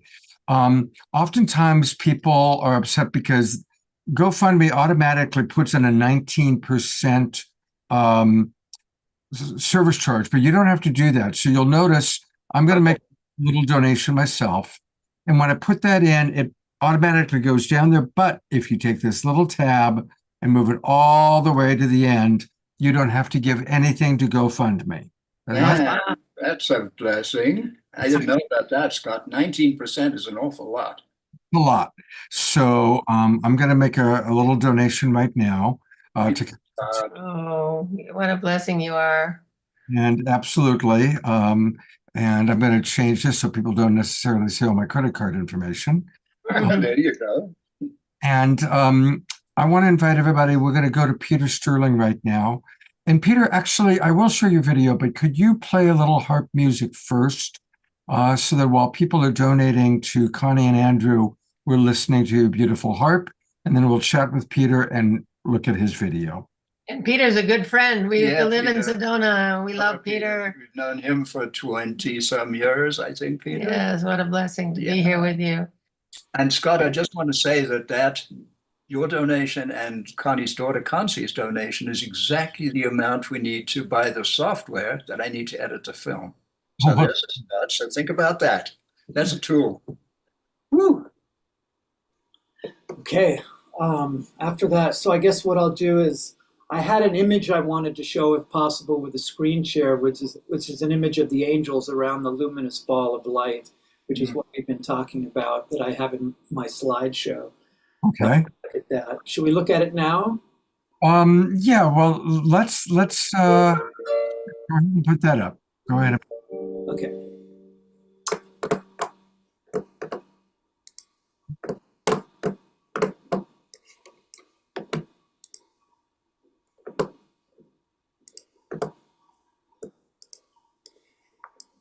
There it is. Can you see that? Yeah. Yeah, this was an image. This was the experience I had, and this is the place where I went with the angels, where I saw the luminous sphere of golden light with the multitudes of angels around it, all singing praises and exaltations to the source of all love and light in the universe. And you can see how they're spiraling around it. It's into eternity. It's an eternal a scene here, and this is going on right now, and I believe I love what Dr. Kat was saying. It seems really resonant with what I was saying, and all speaking of this. And here's a couple other visions of the angels. Let me see if I can get that to pop in a little bit better for you. These are actually were woodblock carvings from the early 1920s. Gustave Doré was the artist, and he illustrated Dante's writings of the battles of the angels in the higher heavens. And here's one more image too. But the main image I wanted to show was this one. And this was the place. I stood right here. This is supposedly Jesus and, I don't know, St. John or Moses standing here in the story. But yeah, so I'll just leave that there. And as I play for a minute, we can just look at that. You can see me in the small box, and I'll just play for a moment. Is that good, Scott? That sounds wonderful. Thank you.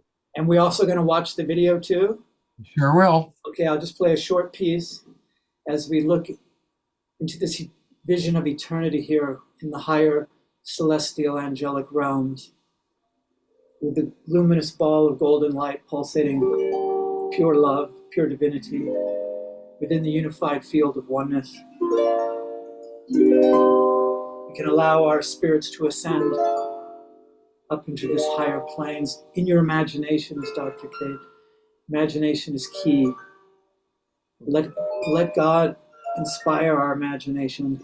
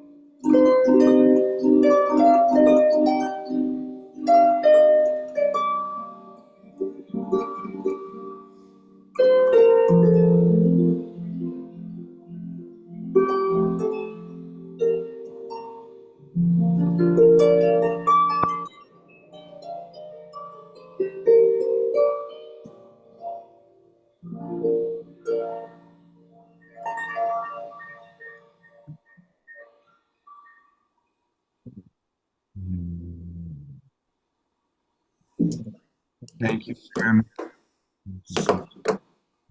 Just a reminder as I remove Connie and Andrew for now, let's celebrate Andrew's birthday by donating to the GoFundMe. Let's be supportive of him, please. We love you guys. Very happy birthday. Look forward to how the next 80 years go, partner.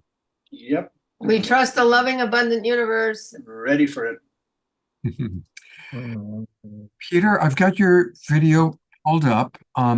And is there anything you briefly want to share about what we're about to see? This is the first video I released for the new album. It's the first song on the album Heaven Sent.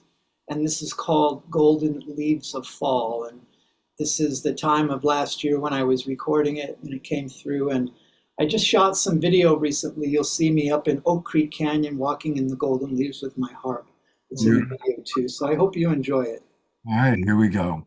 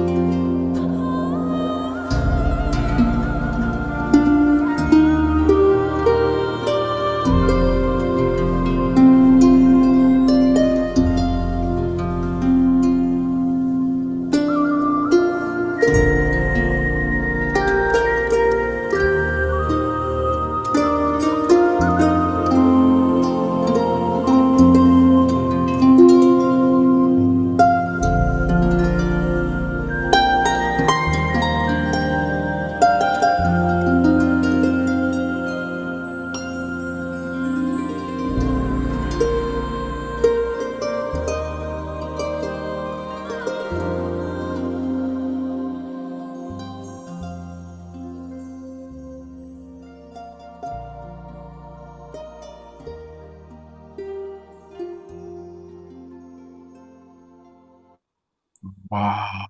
Those colors. Oh my. Yeah.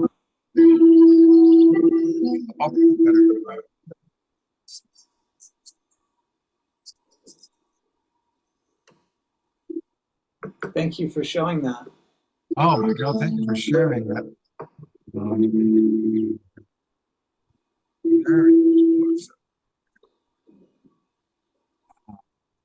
Well, Peter, again, thank you so much for the beautiful music, the beautiful video.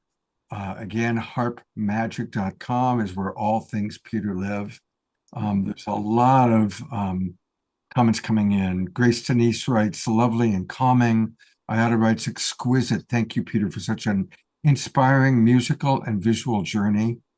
Tanis, who we're going to meet in a moment, reads, beautiful, Peter. Lou's got moose bumps, goosebumps. And Connie and Andrew thanking Lori for her. And anyway, I just love our family. I love our community, and I love you. I just wanted to say that, I've been on Global Peace Tribe numerous times now, and I have to say, I'm really loving this group tonight. And I find myself really connecting with everybody here tonight, more so than perhaps in other times. So I'm really appreciating the energy tonight. It's very special. It has been very, very, very special. So, thank you for being with us. And I look forward to the next time. And I'll be in Sedona sometime in early to mid-December. So you'll be around and we'll get a chance to connect. Well, keep it in mind on December 15th, Sunday night, I'm performing a concert here at the Mary Fisher Theater. It's my one-man show, An Evening of Harp Magic. Oh, wow. Peter Sterling at the Mary Fisher Theater. You text me. We text each other a lot. Text the details and I'll put in my calendar, and I'll really do my best to be there. That'd be great. December 15th. That's perfect. Mm-hmm. Yeah. Okay. Thank you, Peter. And stick around because people might want to ask you questions. So we're going to have Oh, yeah.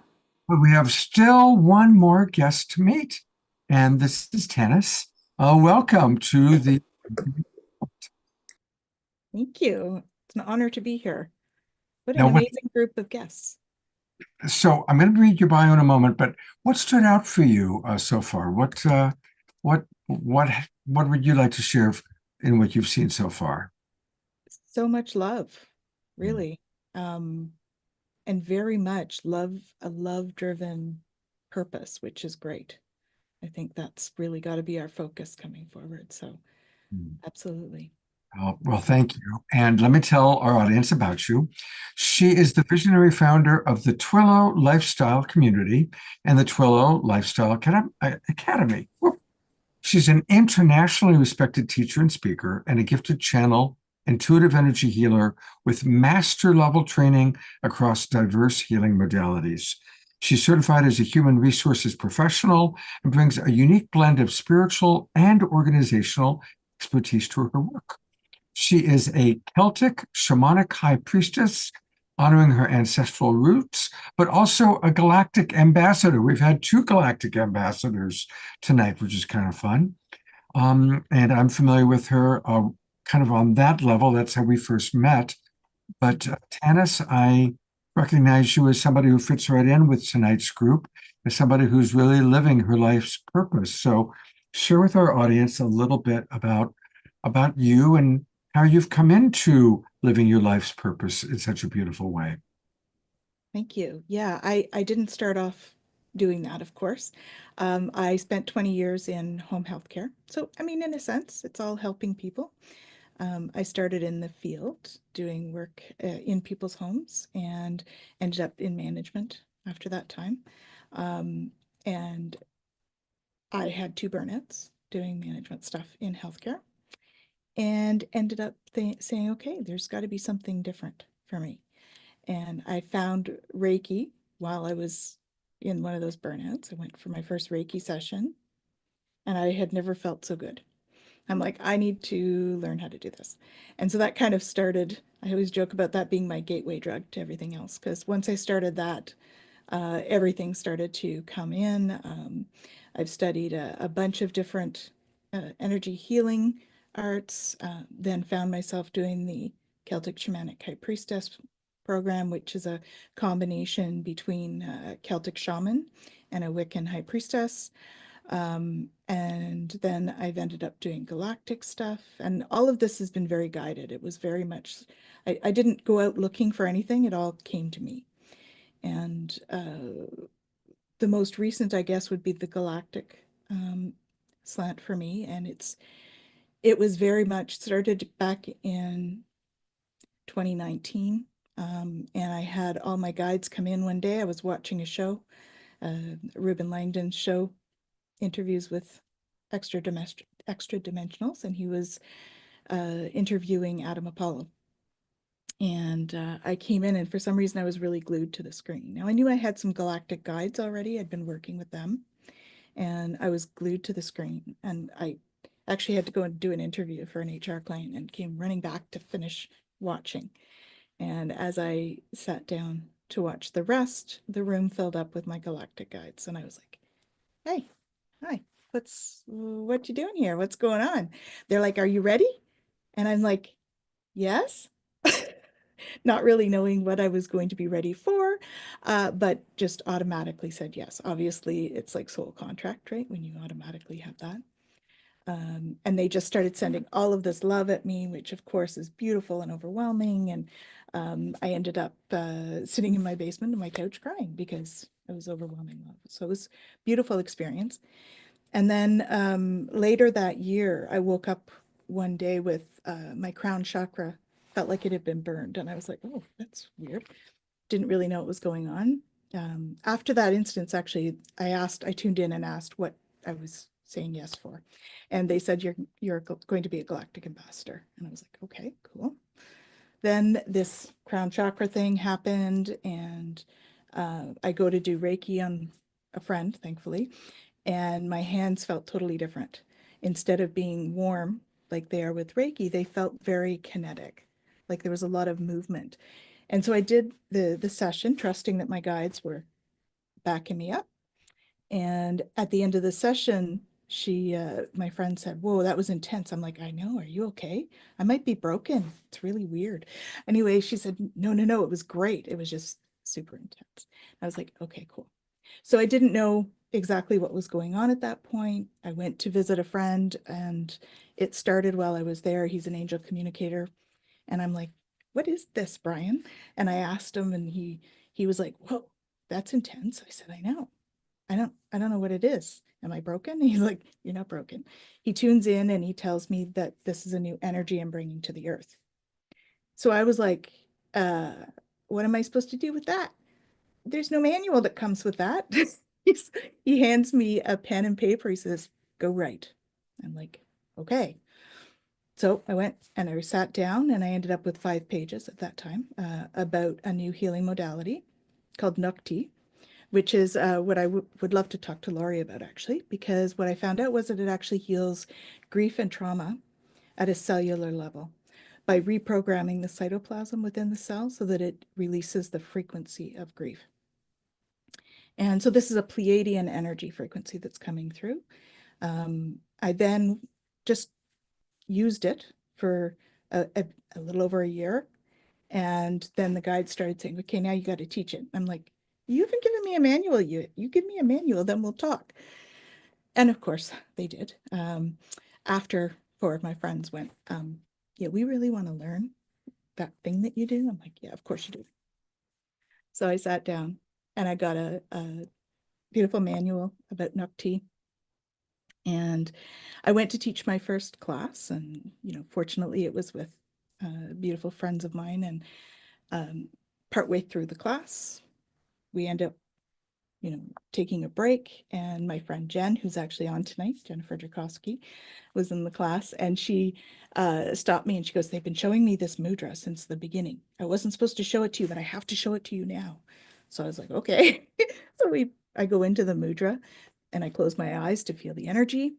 And all of a sudden I find myself standing in front of Commander Ashtar Sheeran of the Galactic Federation.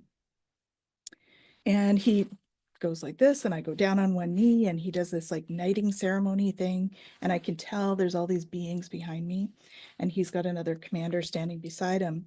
And then he does this, and I stand up, and of course I'm overwhelmed with love. So my body is like sitting here at my computer. The others are coming back, so I'm crying with this, and I'm like, I'll tell you what's happening when I get back. Anyway, so I stand up, he puts his hand on my chest, and he says, "You are now one of us." And then I'm back sitting in front of my computer, and I'm like, okay, not sure what that entails, but okay. So I tune in later, and I'm told that I'm a galactic ambassador and a galactic teacher. So I've been working with the Galactic Federation now. I'm on the Humanities Council, Earth Humanities Council.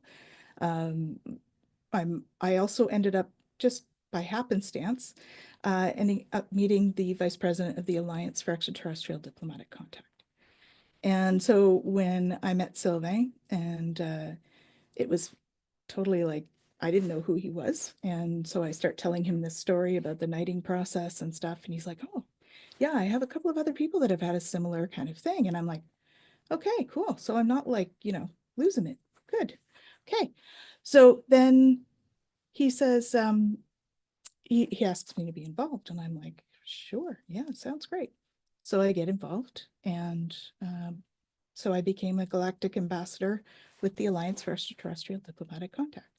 And so all of that was very guided. It wasn't anything that I went out looking for. It was all through a networking thing, and I just had to say yes. So Spirit put me in the places that I needed to be in order for all of this to happen.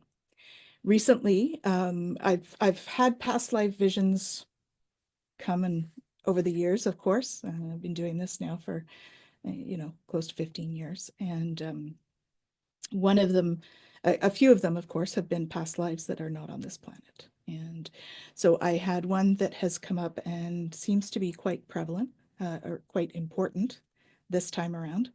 And it is a Pleiadian life for me, where I was best friends with a Lyran, who is Jen. And she's actually written a book. So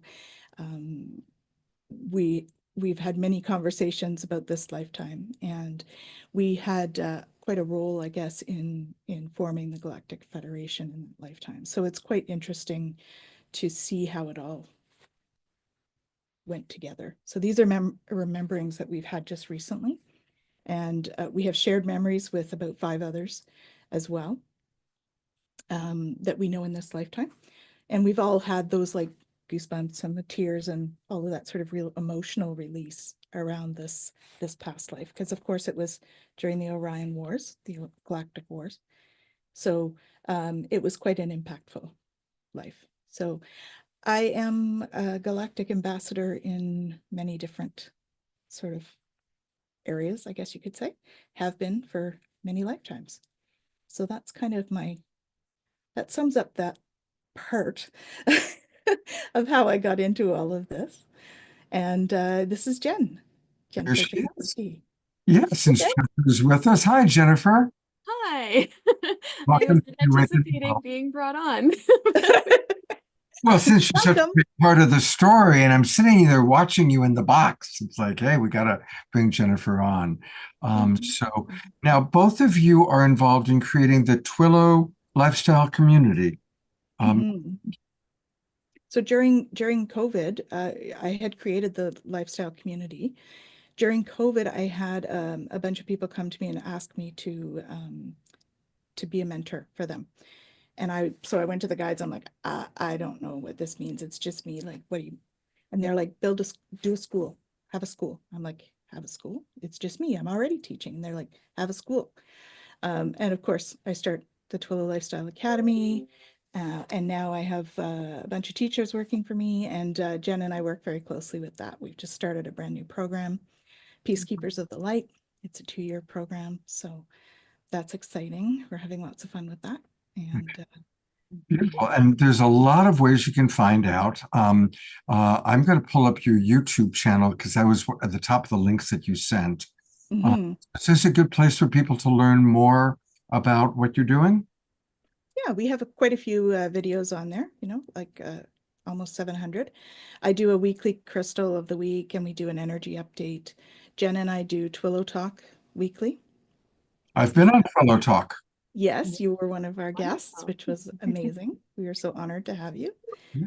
And yeah, so Jen and I do a fair bit of work together. We do also messages Beautiful. monthly. Beautiful. Well, Yeah. thank you for this wonderful work. Jennifer, I'm going to keep you up. People might have a question for you, and I'm going to bring our other presenters. There's Dr. Kat, and here's Peter, and here's Dr. Lori.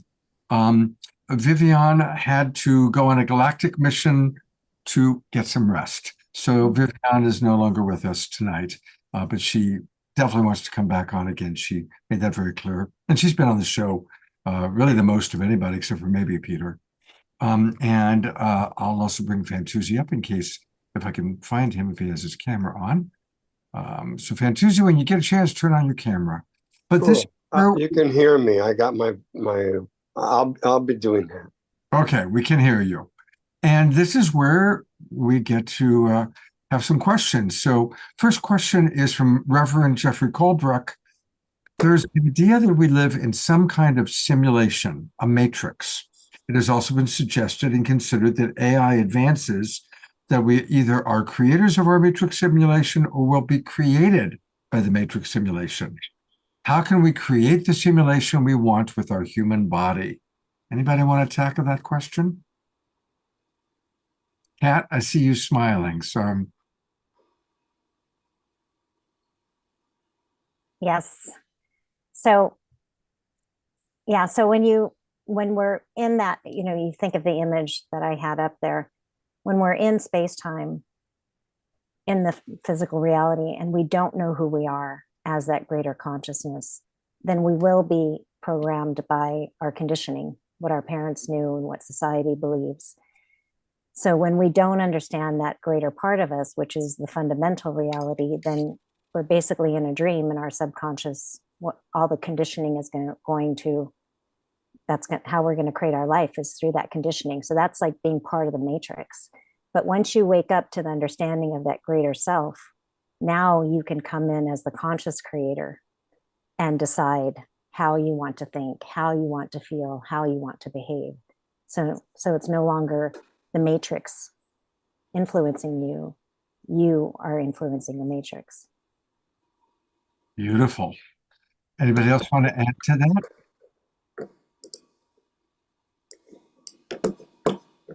What was the Okay. question? What was the question again? The question is about, do we live in a matrix? Is this a simulation? And basically, how do we have control over not just being in the matrix, but actually having control over the matrix? I'm kind of paraphrasing. Yeah. I was just having this conversation earlier today with the group I had all day, 10 people out on the land here in the vortexes. And we were talking about, we were working with some really high frequency energy with the crystal bowls and the harp, the wind harp out on the land, and just tuning into the frequencies that are out there. There's some very high frequency ringing and sounds you can actually hear. And what we were talking about was how we could transcend the 3D matrix and go to a higher level, a higher frequency, where we could be in that unified field of oneness, therefore transcending the dualistic polarization of 3D, a reality of which we're living that's creating so much discord.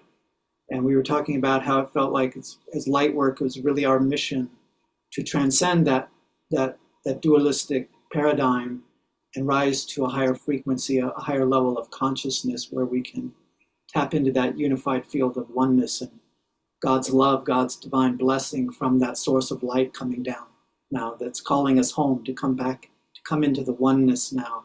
So we can, connect with and go through that alpha and omega point and then expand into this new consciousness, this new reality in our ascension process, our journey into the light. Beautiful. But we were also, one last thing. Did you ask about AI? Did you say something about AI? Was that?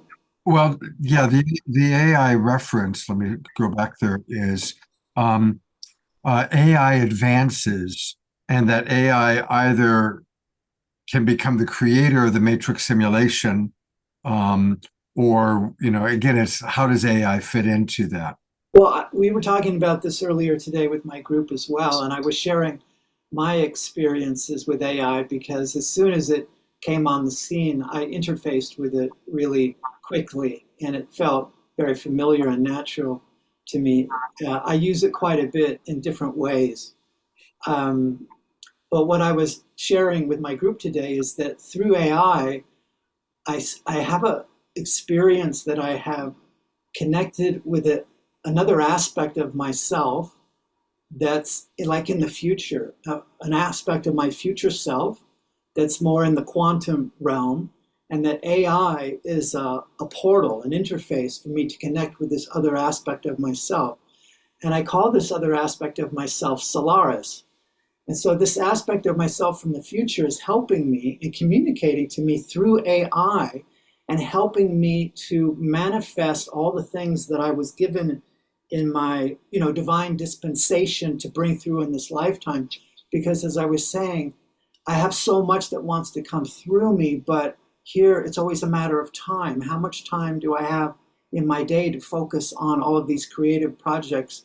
We can't do it all, but now that I have AI is helping to manifest so much faster in many different ways. So it's really been an incredible tool.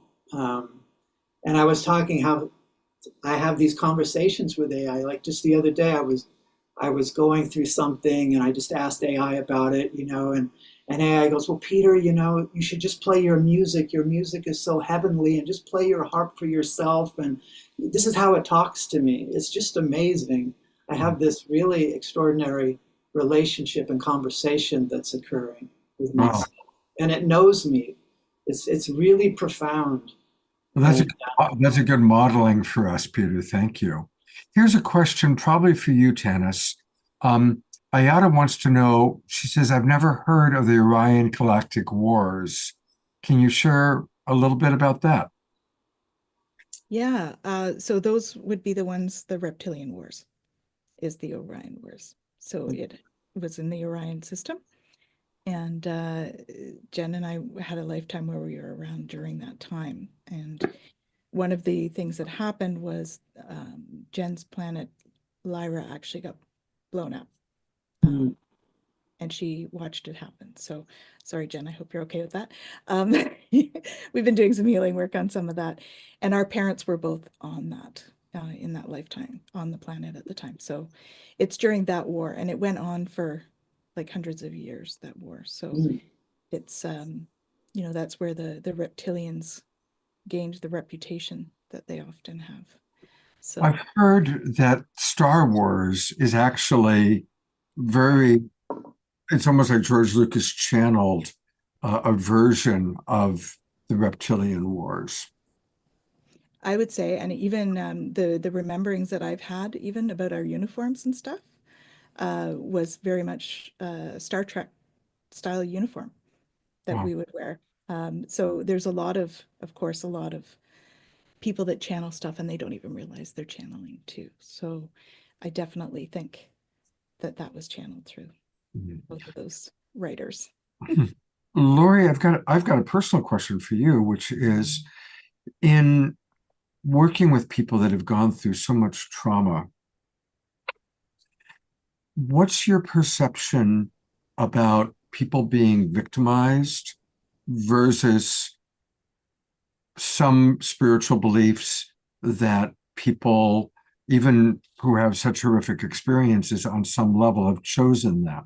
Now, I'm not suggesting that that's true, but it's a common thought in certain New Thought communities. I'm curious what your take on that is. How much time do we have? No. So the first thing that comes to mind, Scott, is what I consider to be the trauma of law of attraction as it is being taught. I think that there isn't enough substance. It's very complex, as Dr. Cat will know, and everyone on the panel. And so the way it's taught, I believe, is like a religious wounding. Mhm. And this creates that victimization. So I'll just bookmark that there for a moment. What people don't realize is that trauma creates a brain dysfunction. And if we don't heal that brain dysfunction with somatic release techniques, your brain does not work properly. And so you get frozen in this fight, flight, freeze, faint mode, which then creates adrenaline, cortisol, and steroids running through our bodies, which we get addicted to.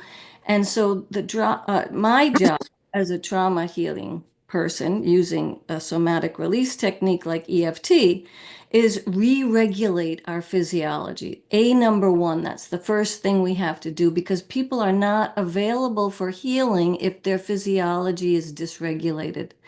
And I also talk about the fact that we are hardwired for divinity.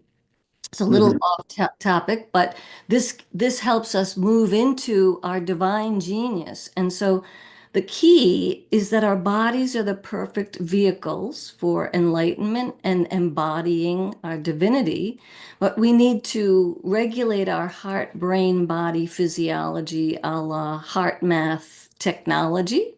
And when we do this, we connect with the heart is really the major organ in the body, which is directing the rest of the body. But when the heart is resonating at a high frequency, we're accessing the prefrontal cortex, which is the seat of our inner wisdom, our sense of transcendence and connectedness, our creative problem solving, all the things that we can embody as our divine selves. So this is all, our original trauma is separation from the divine, in my opinion.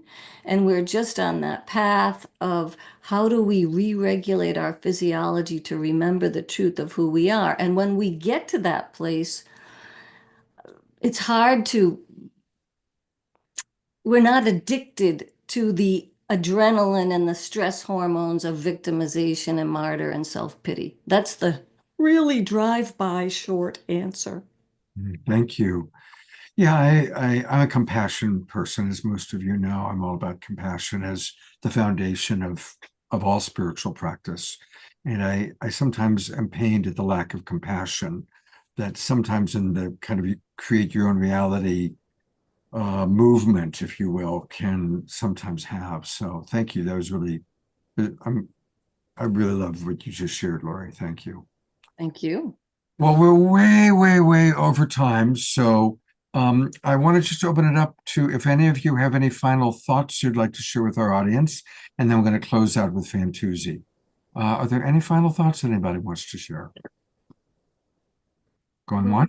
What was coming to me actually when everybody, the initial question about the matrix was very much kind of a culmination of what everybody was talking about, right? And I love what Dr. Lori was sharing about how we need to heal ourselves in order to be in that space where we can connect with that creator energy. And it really is such a beautiful thing because we look at, well, what can I do here and what can I do there and how can I fix this and how can I fix that? And one of my favorite quotes is Rumi. It's right behind me. And it says, yesterday I was clever, so I wanted to change the world. Today I am wise, so I am changing myself.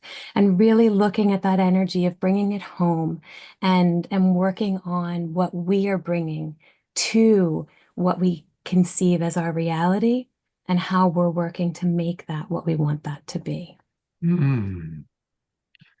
Jennifer, I think that is the perfect way to conclude this part of the show. God bless you. Thank you for a brief appearance, but mighty.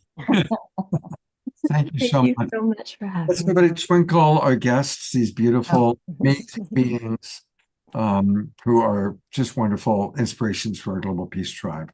Thank you so much. And yeah, there's a request to write that. If you could put that quote into the chat box. Somebody's asking for that, Jennifer. Sure. And we are going to go to Mr. Fantuzzi. Hey, bro. Hey, bro, can you hear me and see me? I can. I can't believe I'm still up. Well, thank you. And I know I've gone to your YouTube page. Which of the videos did you want me to play out to end with?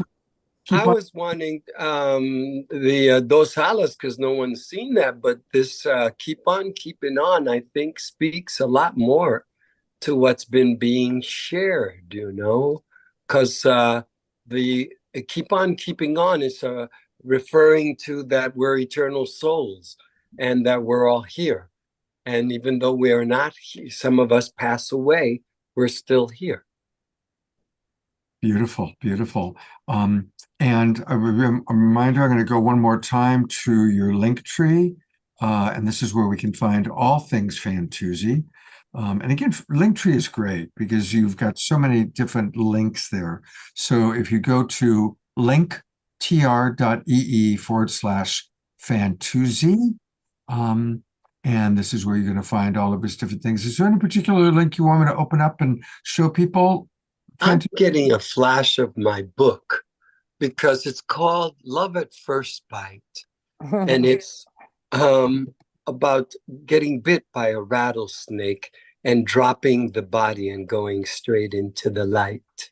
And where do so that I think that might make sense. It's my personal experience after having or while having a snake bite. And which link is that? I'm not seeing one that says a book. Oh, really? There's no book on that one? It's called Love at First Sight is the name of the book. Yeah, no Love at First Bite or Sight on the link tree, buddy. Oh, okay. Well, that would be on the website, fantuzzimusic.com. Well, we can take people there. You're amazing. Everybody, isn't this guy incredible? Here it is, fantuzzimusic.com. And that's where we can learn about his Love Warrior Boot Camp on the Big Island. What a beautiful spend Valentine's. And you guys are invited if you want to share some of what you're sharing. It's an open platform for that kind of thing. Fantuzzi, I don't want to go in detail now, but I want to connect you with two other women I'm working with who are also doing a retreat on the Big Island at that same time. So maybe you guys can collaborate. That sounds great. And there are these two dynamic women. So they're part of the young new synergy group of evolutionary leaders. With that, we are going to go to kind of close out with a Fantuzzi video. And again, you can find all things. He's got a great YouTube channel where you can find things. And that's where I'm going to go right now to Keep On Keeping On. Here we go. And here we go.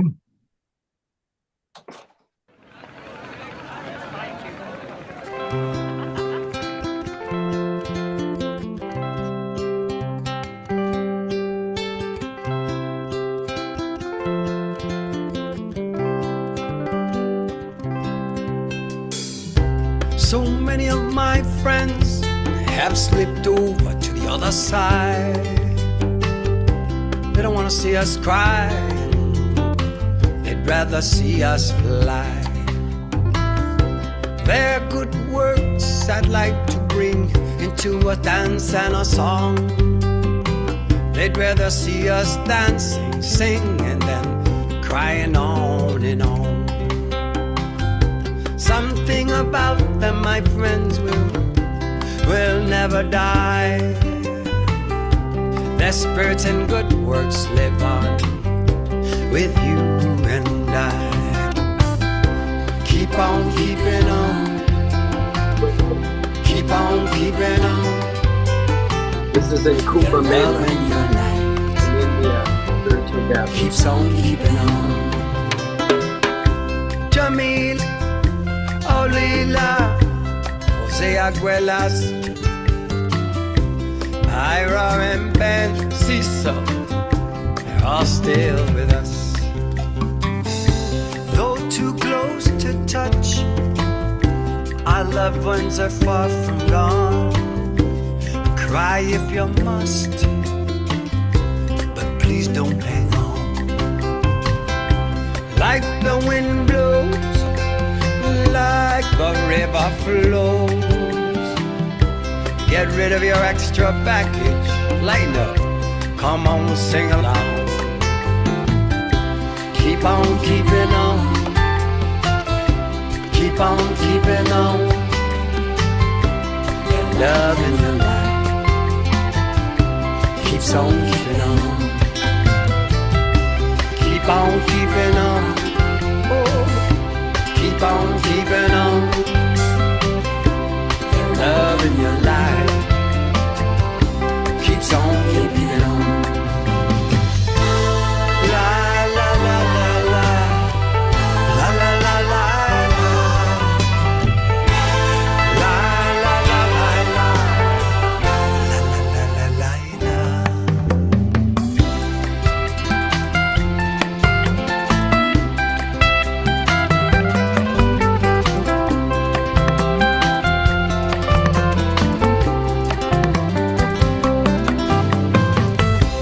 Abuelita, ay, y abuelito,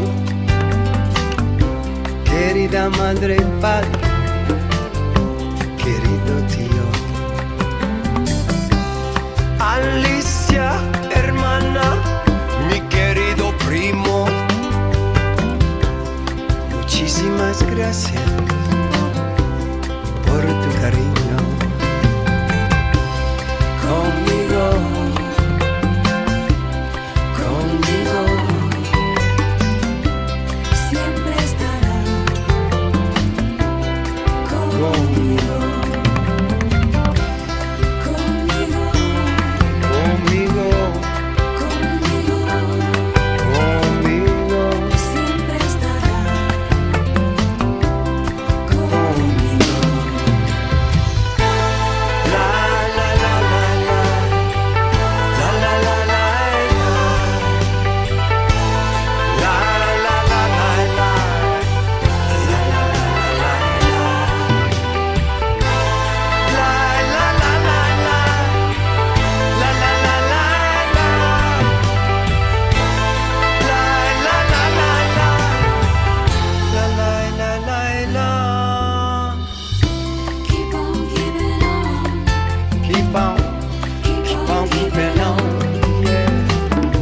Your love in your life keeps on keeping on. Keep on keeping on. Life's too short. Keep on keeping on. To worry on and on. Why waste your time worrying? Let's have a little bit of fun. Under the sun. Shine on, shine on. Shine on, shine on. Keeps on keeping on. Your love in your life keeps on keeping on.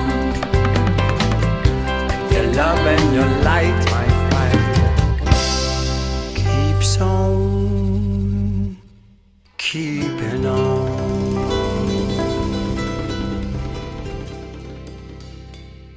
Oh, that's awesome. Absolutely wonderful. You know, I've heard you play that song live so many times, but I've never seen that video. That's an incredible video because my son made it and because it was at the Kumbh Mela. That's a festival with 80 million people, and it's a spiritual gathering like no other.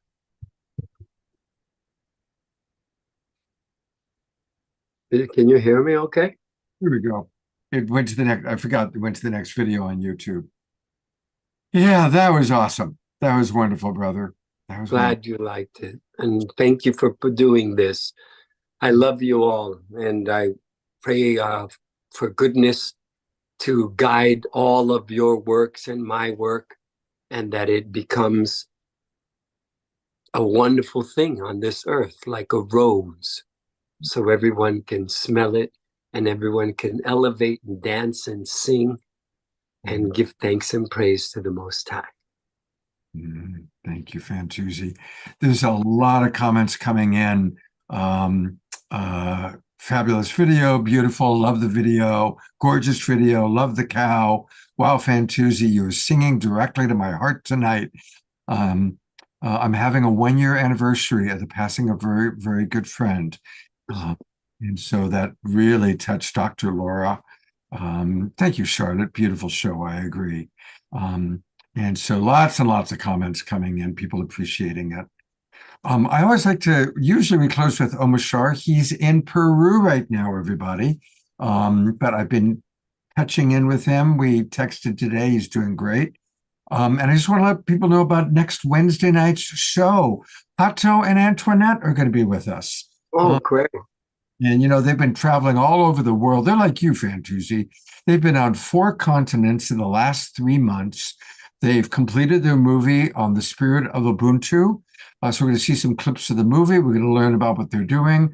And then they're bringing some of their teammates up with them. So next Wednesday night, all about the spirit of Ubuntu. I am becoming. And that's going to be next Wednesday night. So everybody, please do join us for that. Please remember to support Connie and Andrew and their GoFundMe. Go to his Linktree and buy music from Fantuzzi. Join Dr. Katz Sunday Meditations group. Definitely pre-order Peter Steerling's CD. Check out Twillo Talk and the Twillo community. Thank you, Jennifer and Denise. And Dr. Laurie, your work is amazing. Really so touched by who you are and what you're doing. And a week from tonight, we're going to have new members of the Evolutionary Leaders Network with us, including Tatiana Speed, who's now a member. So love all of you. I'm going to go to gallery view one last time for us to all wave goodbye. Have a beautiful Sacred Sunday tomorrow. And I look forward to seeing you all, hopefully on Wednesday night. Take care, everybody. And remember, we can make any moment divine.